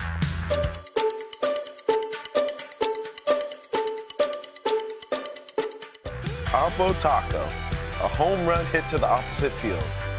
Austin Hayes with an Oppo Taco. His 13th, and it's a one-run game. Expand your vocabulary by listening to every game on the MLB app and MLB.com.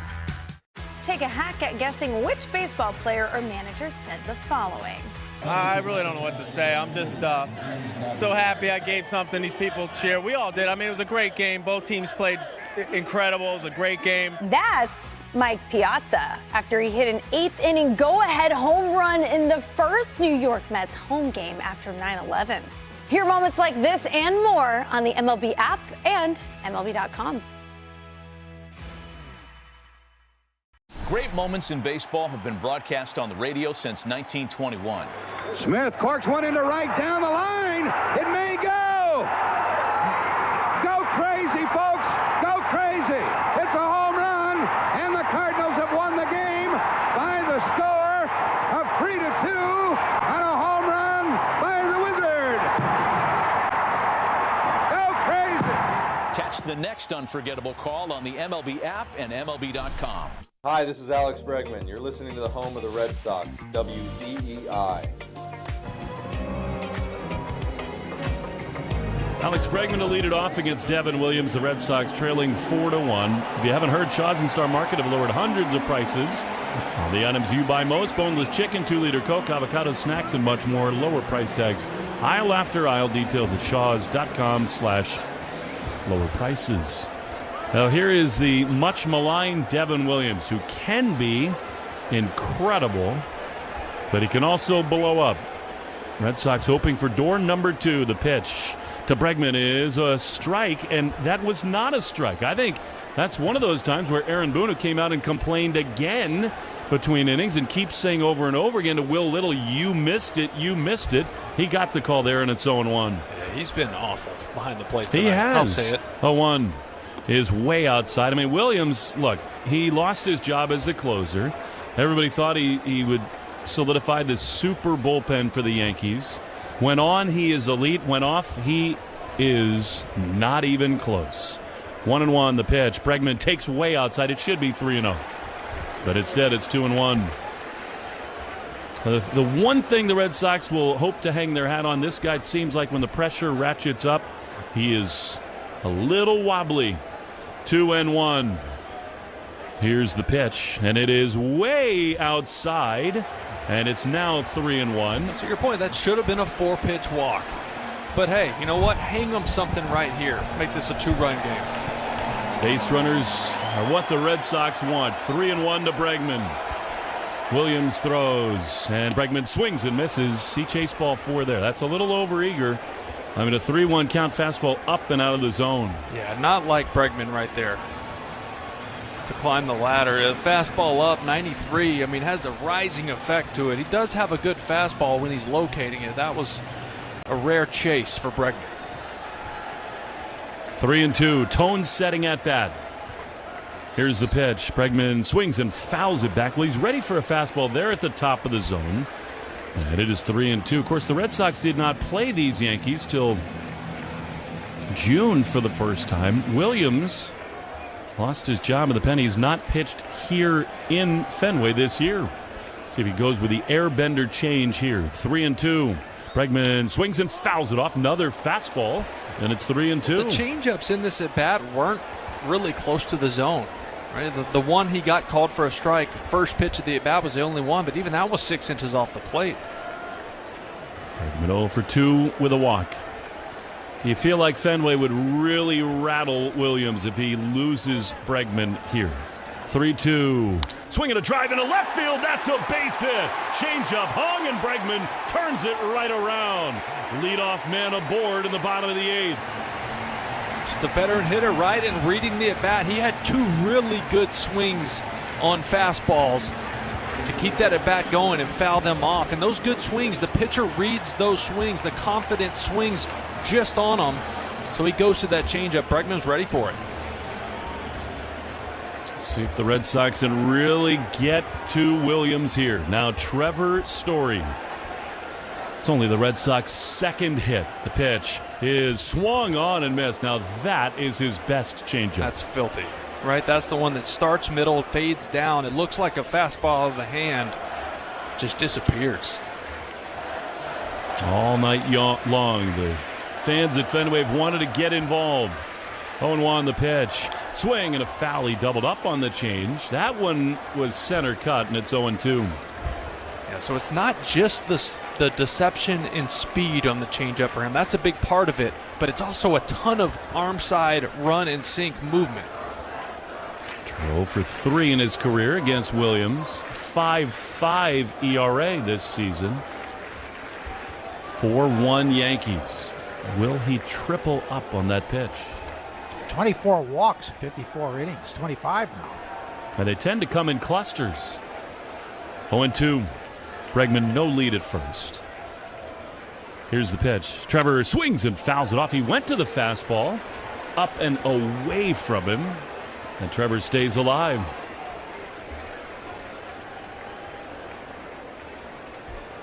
The code word of the game tonight, legends. We've had a lot of them in the booth. Entered in your member portal today. Claim your points. 0-2 to Story. Here's the pitch. Trevor swings and hits a soft ground ball on the first base side. Williams gloves, throws weakly to first in time. A swinging bunt in a way. Bregman up to second, and there's one away for Nathaniel Lowe. Well, Williams made some really good pitches in that at bat to Trevor Story. Not just the good changeups, but a located fastball up in the zone to set up that changeup for the weak contact. Bullpen report brought to you by Interlock Metal Roofing. Never re-roof again. NewEnglandMetalRoofing.com. I mean, the Red Sox with a loss here obviously would fall a game and a half behind the Yankees, and they'd lose ground in all likelihood to the Blue Jays, the Rangers, the Astros. So it is on the line right here. 4-1 they trail. Williams wants a new baseball as Nathaniel Lowe stands in. Nathaniel's only seen him one time. Did not get a hit. Good time for one right here. Williams at the letters. He throws low, takes a strike. Change up, borderline given, and it's 0-1. Yeah, pitcher's pitch down and away. That's not something you're hunting first pitch. Yoshida's out on deck. 1-1. Here's the pitch. Low, swings and misses. He's late on fastballs recently. He really is. That was one 2 weeks ago. He hammers, but he's behind here 0-2. Yeah, he's getting everything started just a touch late. You think about mechanics and so much as a hitter, your overload of information. Sometimes it's as simple as get started sooner. David Bednar, their closer's up in the bullpen. 0-2. Pitch. Low, swings and misses. Another fastball, not close at all. And they're 2 down. Well, I mean, the Red Sox caught lightning in a bottle when they signed Nathaniel Lowe. He was incredible for a couple of weeks. But right now they got a guy in the cleanup spot without Anthony and Abreu and Romy and Ref Snyder that's just a little bit off. So here now is Massa. Bregman on second, 2 down. The pitch is right there, man. That's center cut with a fastball, 0-1. Fun would it have been to see Roman Anthony in this series in this ballpark against the Yanks. Massa's 0 for 3 tonight. 0-1. Outside, not close with a change. I know with the injuries to Romy missing a little bit of time here. Obviously, Wilyer being out, Roman being out, and Masataka is going to get at bats, but get a couple guys healthy. I don't know how many consistent at bats Massa's getting. 1-1. Pitch outside. Yeah, they're forced to play him. Yeah, they're down a lot of bats right now. There's no way around that, and you're just hoping he can scratch a couple hits, do some damage, but it's just been a lot of weak ground ball outs. Narvaez is on deck. You'd love to get him up as the tying run. 4-1 in the 8th. Hitters count for Yoshida. Williams is ready. He throws. Massa takes a ball, but called a strike. Wow, that changeup might have clipped the inside corner. 2-2. Yeah, Bednar up, become their closer, former Pirate closer. 2 balls, 2 strikes. Pitch to Yoshida is swung and grounded the other way. It's backhanded behind third by McMahon. Throw to first is picked by Rice. They got him. Jose David Flores didn't think so. We'll see whether the Red Sox will challenge here. 2 down in the 8th. There's almost no downside. Alex Cora waiting for the word, and they will not look. Wow. Yoshida about the only guy on the team who wouldn't have been safe on that one. And the defensive change paid dividends there. Yeah.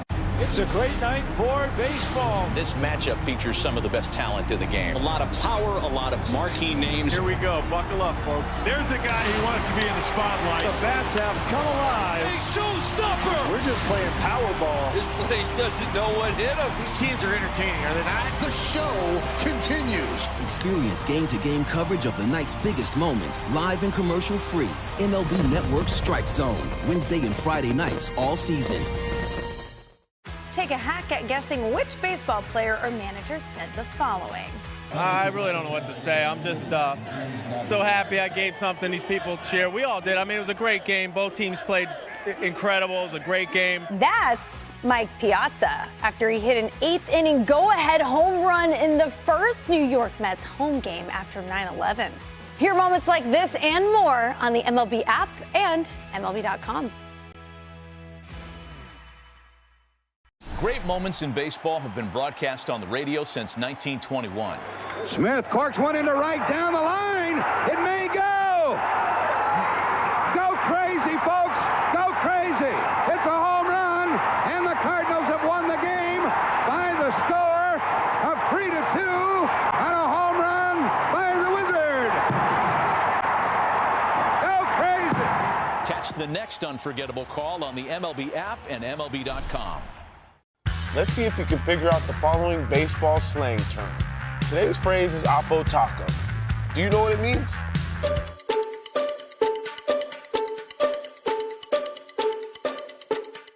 Oppo Taco, a home run hit to the opposite field. Austin Hayes with an Oppo Taco. His 13th, and it's a one-run game. Expand your vocabulary by listening to every game on the MLB app and MLB.com. EI Red Sox Radio Network. Now, back to the play-by-play action. Chris Murphy is on, just called up for Brennan Bernardino. I see a half moon rising in the right center field distance. Yellow. I learned the other day that's a waning gibbous. Red Sox need something funky to happen. You said it. Who cares? Throw it all out the window. Throw the baby out with the bathwater here. Red Sox trailing by 3. It's time to reverse something. I love it. Let's go. Well, the Guardians aren't packing it in either. They beat the White Sox 4-0. Things, keep it alive. Things could get very stressful for the Sox here in a hurry. McMahon, the batter, bunts it on the first base side. Going to be a hit. Hamilton barehands it. Lowe went for it. Nobody covered. And Ryan McMahon has played a starring role tonight, a leadoff hit in the top of the 9th. I mean, look, the Red Sox essentially came into play tonight with a 3.5 game lead over the Texas Rangers because the Rangers won 4 of the 7 games they played this season. The Rangers winning again tonight, blasting the Mets, who are just in a total tailspin. DeGrom on the mound, so they could enter play tomorrow, the Red Sox, barring a comeback, with a 2.5 game lead on a playoff spot. Here's a pitch to Trent Grisham that misses outside. It has been 4, 5, 6 for the better part of a month. That is a pretty scary prospect. Well, it's time for another hot streak. It right? is. It's just the up and down of this team. It's time to get going again. It has to start with the offense. As Grisham fouls it back 1-1. Right now, there are not enough hitters going. Right, and look, Giolito did his job, right? His pitch count got up. I get that, but you have to pitch careful to this Yankee lineup. He did a great job. Just 1 earned run. Yeah, the catcher's interference was huge. And the Red Sox didn't have many chances because of hits against Heel, but they did not cash in. The 1-1 is a strike on the inside corner. Getting just 2 hits is all you really have to know about this one. So true. And especially, I think, that 5th inning when Heel walked Narvaez and Hamilton. They had him first and second, including a wild pitch, and just didn't do anything. 1-2 to Grisham, and Aaron Judge is out on deck. Final score was Texas 8, the Mets 3. Ground ball on the right side. Hamilton bobbles it. He bobbles it twice. He was trying to throw it to second. Had plenty of time to pick it up again and throw to first to get Grisham. He dropped it again. And a disaster. The Yankees have him at first and second. Nobody out for Judge. Yeah, that ball hit way over in the 4-hole. He had a chance to make that tough play to get the lead out at second base. Bobbled it, to your point. Had plenty of time to pick it up, flip it over to first, at least get 1. Now you got 2 on, no outs for the big guy. Second error. And he's in there, Hamilton, for speed and defense. That play needs to be made. 2 on, none out. Look out. Here's Judge. Whoa. Swing and a miss. And a big curveball, and it's 0-1. What a scary situation. I would say. Left-hander. A bunt hit and an error. And now Judge, you have to face him here. 0-1. Murphy throws. Judge takes in the dirt, a changeup. And it is 1-1. I mean, what is this feeling as a pitcher? Staring down the barrel at this guy in this situation. And he's got, 4 homers in his last 12 at-bats? No, 11 at-bats because he got intentionally walked. 2 walks and a homer tonight with a strikeout. 1-1 the pitch. Swinging a shot to third that might be 2. Bregman to second for 1. Relay to first. In time, double play. Nice job by Murphy. Atom ball. Hit hard, but as Joe says, right to Bregman. Big time. They're 2 away. You'll absolutely take it, right? 2 outs. Now, let Murphy go to work here against Goldschmidt, who hasn't been the same guy, right? He got out of the gates hot early this season, swinging the bat well, but he slowed down a good amount. He's hit lefties well. Here's Goldschmidt, who takes a curveball in there for strike 1. Lefties have been the one consistent thing for Goldschmidt.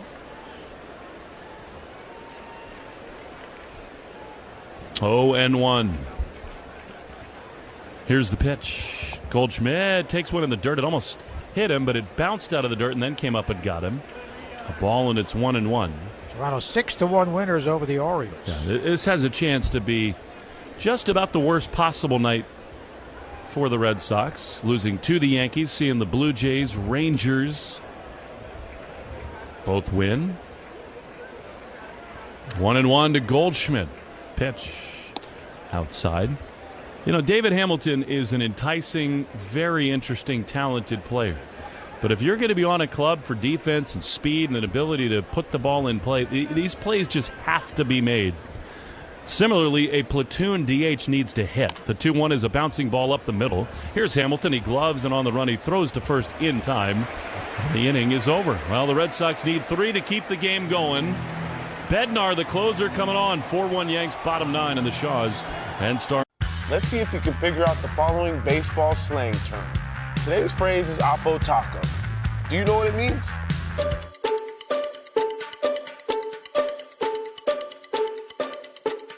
Oppo Taco, a home run hit to the opposite field.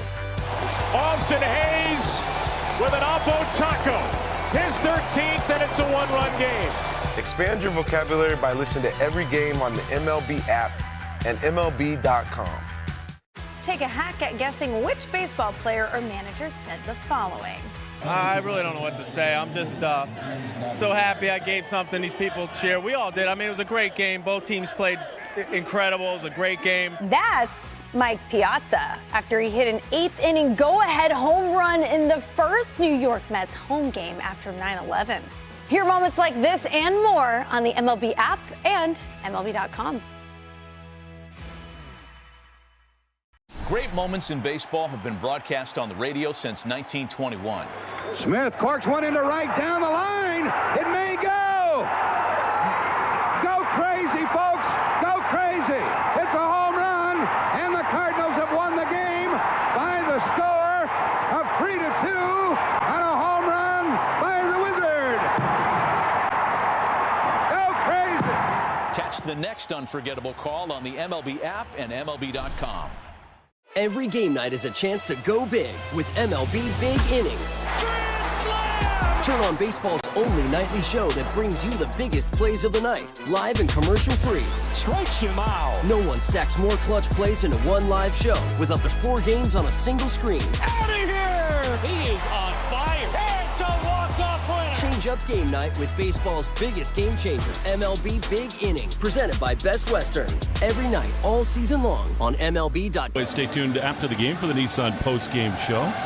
Don't let the summers slip away. Hurry into the Nissan end of summer sales event to get your new ride. Visit your local store or NissanUSA.com today. Red Sox got their only run in the 7th on an Eaton homer. That inning was brought to you by Jeffrey Glassman Injury Lawyers, Boston's go-to injury attorney for over 30 years. Hurt in a car or work accident, get Glassman. All 7s after 6-1-7. Carlos Narvaez, Nate Eaton, and Cedon Rafael in the Herb Chambers batting order, brought to you by Herb Chambers Maserati of Boston, Millbury, and Warwick.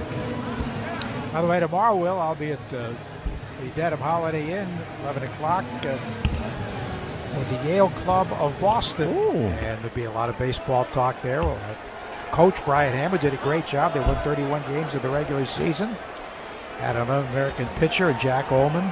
I know and love a couple of Yaleys these days. Your nieces. Yeah. Your twin nieces go to Yale. Did they get a break for the second kid, or is it 100,000 for both? No shot. Let's see if Narvaez can say boola boola. He takes a strike in the inside corner, and it's 0-1. They're freshmen from San Francisco to New Haven. Hard to believe now they're in their second year there. Amazing. 0-1. 4-1 Yanks. Narvaez takes a ball outside. Bendar came over from the Pirates, and everybody thought with Williams and Doval and Weaver that this would be one of the bullpens ever. It has not played out that way, but Bednar can be dominant. 1-1 pitch. Narvaez pops it foul, first base side. You know, at one point he was an outstanding closer for the Pirates, but then he struggled so much they actually farmed him out. Electric stuff. Yeah, upper 90s fastball. One of those good, almost rising fastball. He'll throw a lot upper 90s. Got a good curveball. He's got a split also. He'll use the lefties. Is behind 1-2. The pitch. Swing and a miss. He chased one there. Leverage count. Fastball in on the hands, and there's one away. Well, we said it coming in. It felt like that top of the first inning might set the tone. It sort of did. Judge homered, then the Red Sox just could not get much going against Heel. Bayo tomorrow, Crochet Sunday. One down. Here's Hamilton from the left side. The pitch. That's a ball. 4 runs, 9 hits, 2 errors for the Yankees. 1, 2, and 3 errors for the Red Sox. One of those a catcher's interference. Pitch is a strike. Hamilton made a couple of them tonight. One of them on that rushed throw home. The other in this top of the ninth inning. Updated box score brought to you by the Mass State Lottery. Make it the best night ever. Grab your friends, pick your numbers, and celebrate the night with Keno. 1-1, the pitch. Swing and a foul. Really, the Red Sox are fortunate it's only a 3-run deficit. Yeah. I mean, the Yankees have made mistakes defensively on the bases. Ton of chances. Feels a lot worse. I think, being out hit 9-2, making 3 errors, it feels like they're down 8. 1-2 to Hamilton. Here's the pitch. Swinging a high pop down the left field line. Get into the seats. It's way over, and it is out of play. 1-2. Yeah, the Red Sox, I think, are playing it super safe with Wilyer Abreu. They think it's best served that he just come back for that Athletics series. That is a massive hole in the lineup without Anthony and Abreu. You figure with Fried on the hill tomorrow, you see Refsnyder and Romy in there. And that tends to be a very productive order for the Red Sox. 1-2 to Hamilton. One down in the ninth. Pitch. Swinging a high pop up. This one will stay in play. The third baseman, McMahon, is over in fair ground to make the catch, and the Red Sox are down to their last out.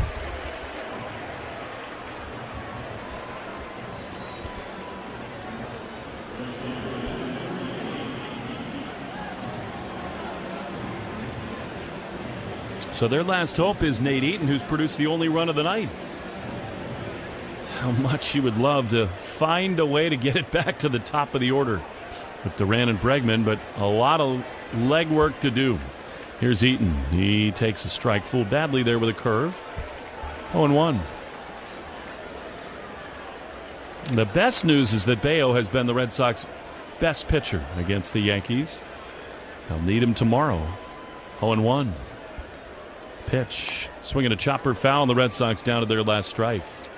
That's the thing. If you can, Bayo, obviously the numbers are tremendous against the Yankees. You come out, you win tomorrow, and then have the big guy and Crochet going in Game 3. All of a sudden, you feel a lot different, and you could forget about this one. I think we'd all like to, yes, barring a miracle. 0-2 to Eaton. 4-1 Yankees. Pitch. Check swing. He did not go. It becomes, in some ways, the most important start of Brian Bayo's career. It does, because the Red Sox, if they don't win this one and they don't win tomorrow, so much on Crochet, and they cannot end this series ahead of the Yankees. And so much in the balance in terms of playoff spots and home field. 1-2. Here's the pitch. Eaton swings and misses. He is gone, and the Yankees win Game 1. 4-1 the final, and it felt much worse than that. Sox out hit 9-2. They make 3 errors. They did not do justice by Lucas Giolito tonight. A Judge homer. Really courageous start by Luis Heel, and the Yanks take the opener of this pivotal 3-game series. Yeah, it was bad baseball tonight. This wasn't the style of play that has gotten the Red Sox to this point and gotten them 81 wins of this season. You just hope Brian Bayo can turn the tide tomorrow. No doubt about that. Nissan postgame show is next from Fenway. 4-1 Yankees in the Shaw's and Star Market, WEEI Red Sox Radio Network. Hey, it's Joe. Did you hear Shaw's and Star Market have lowered hundreds of prices on the items you buy most, like boneless chicken breast, 2-liter Coca-Cola, fresh avocado snack?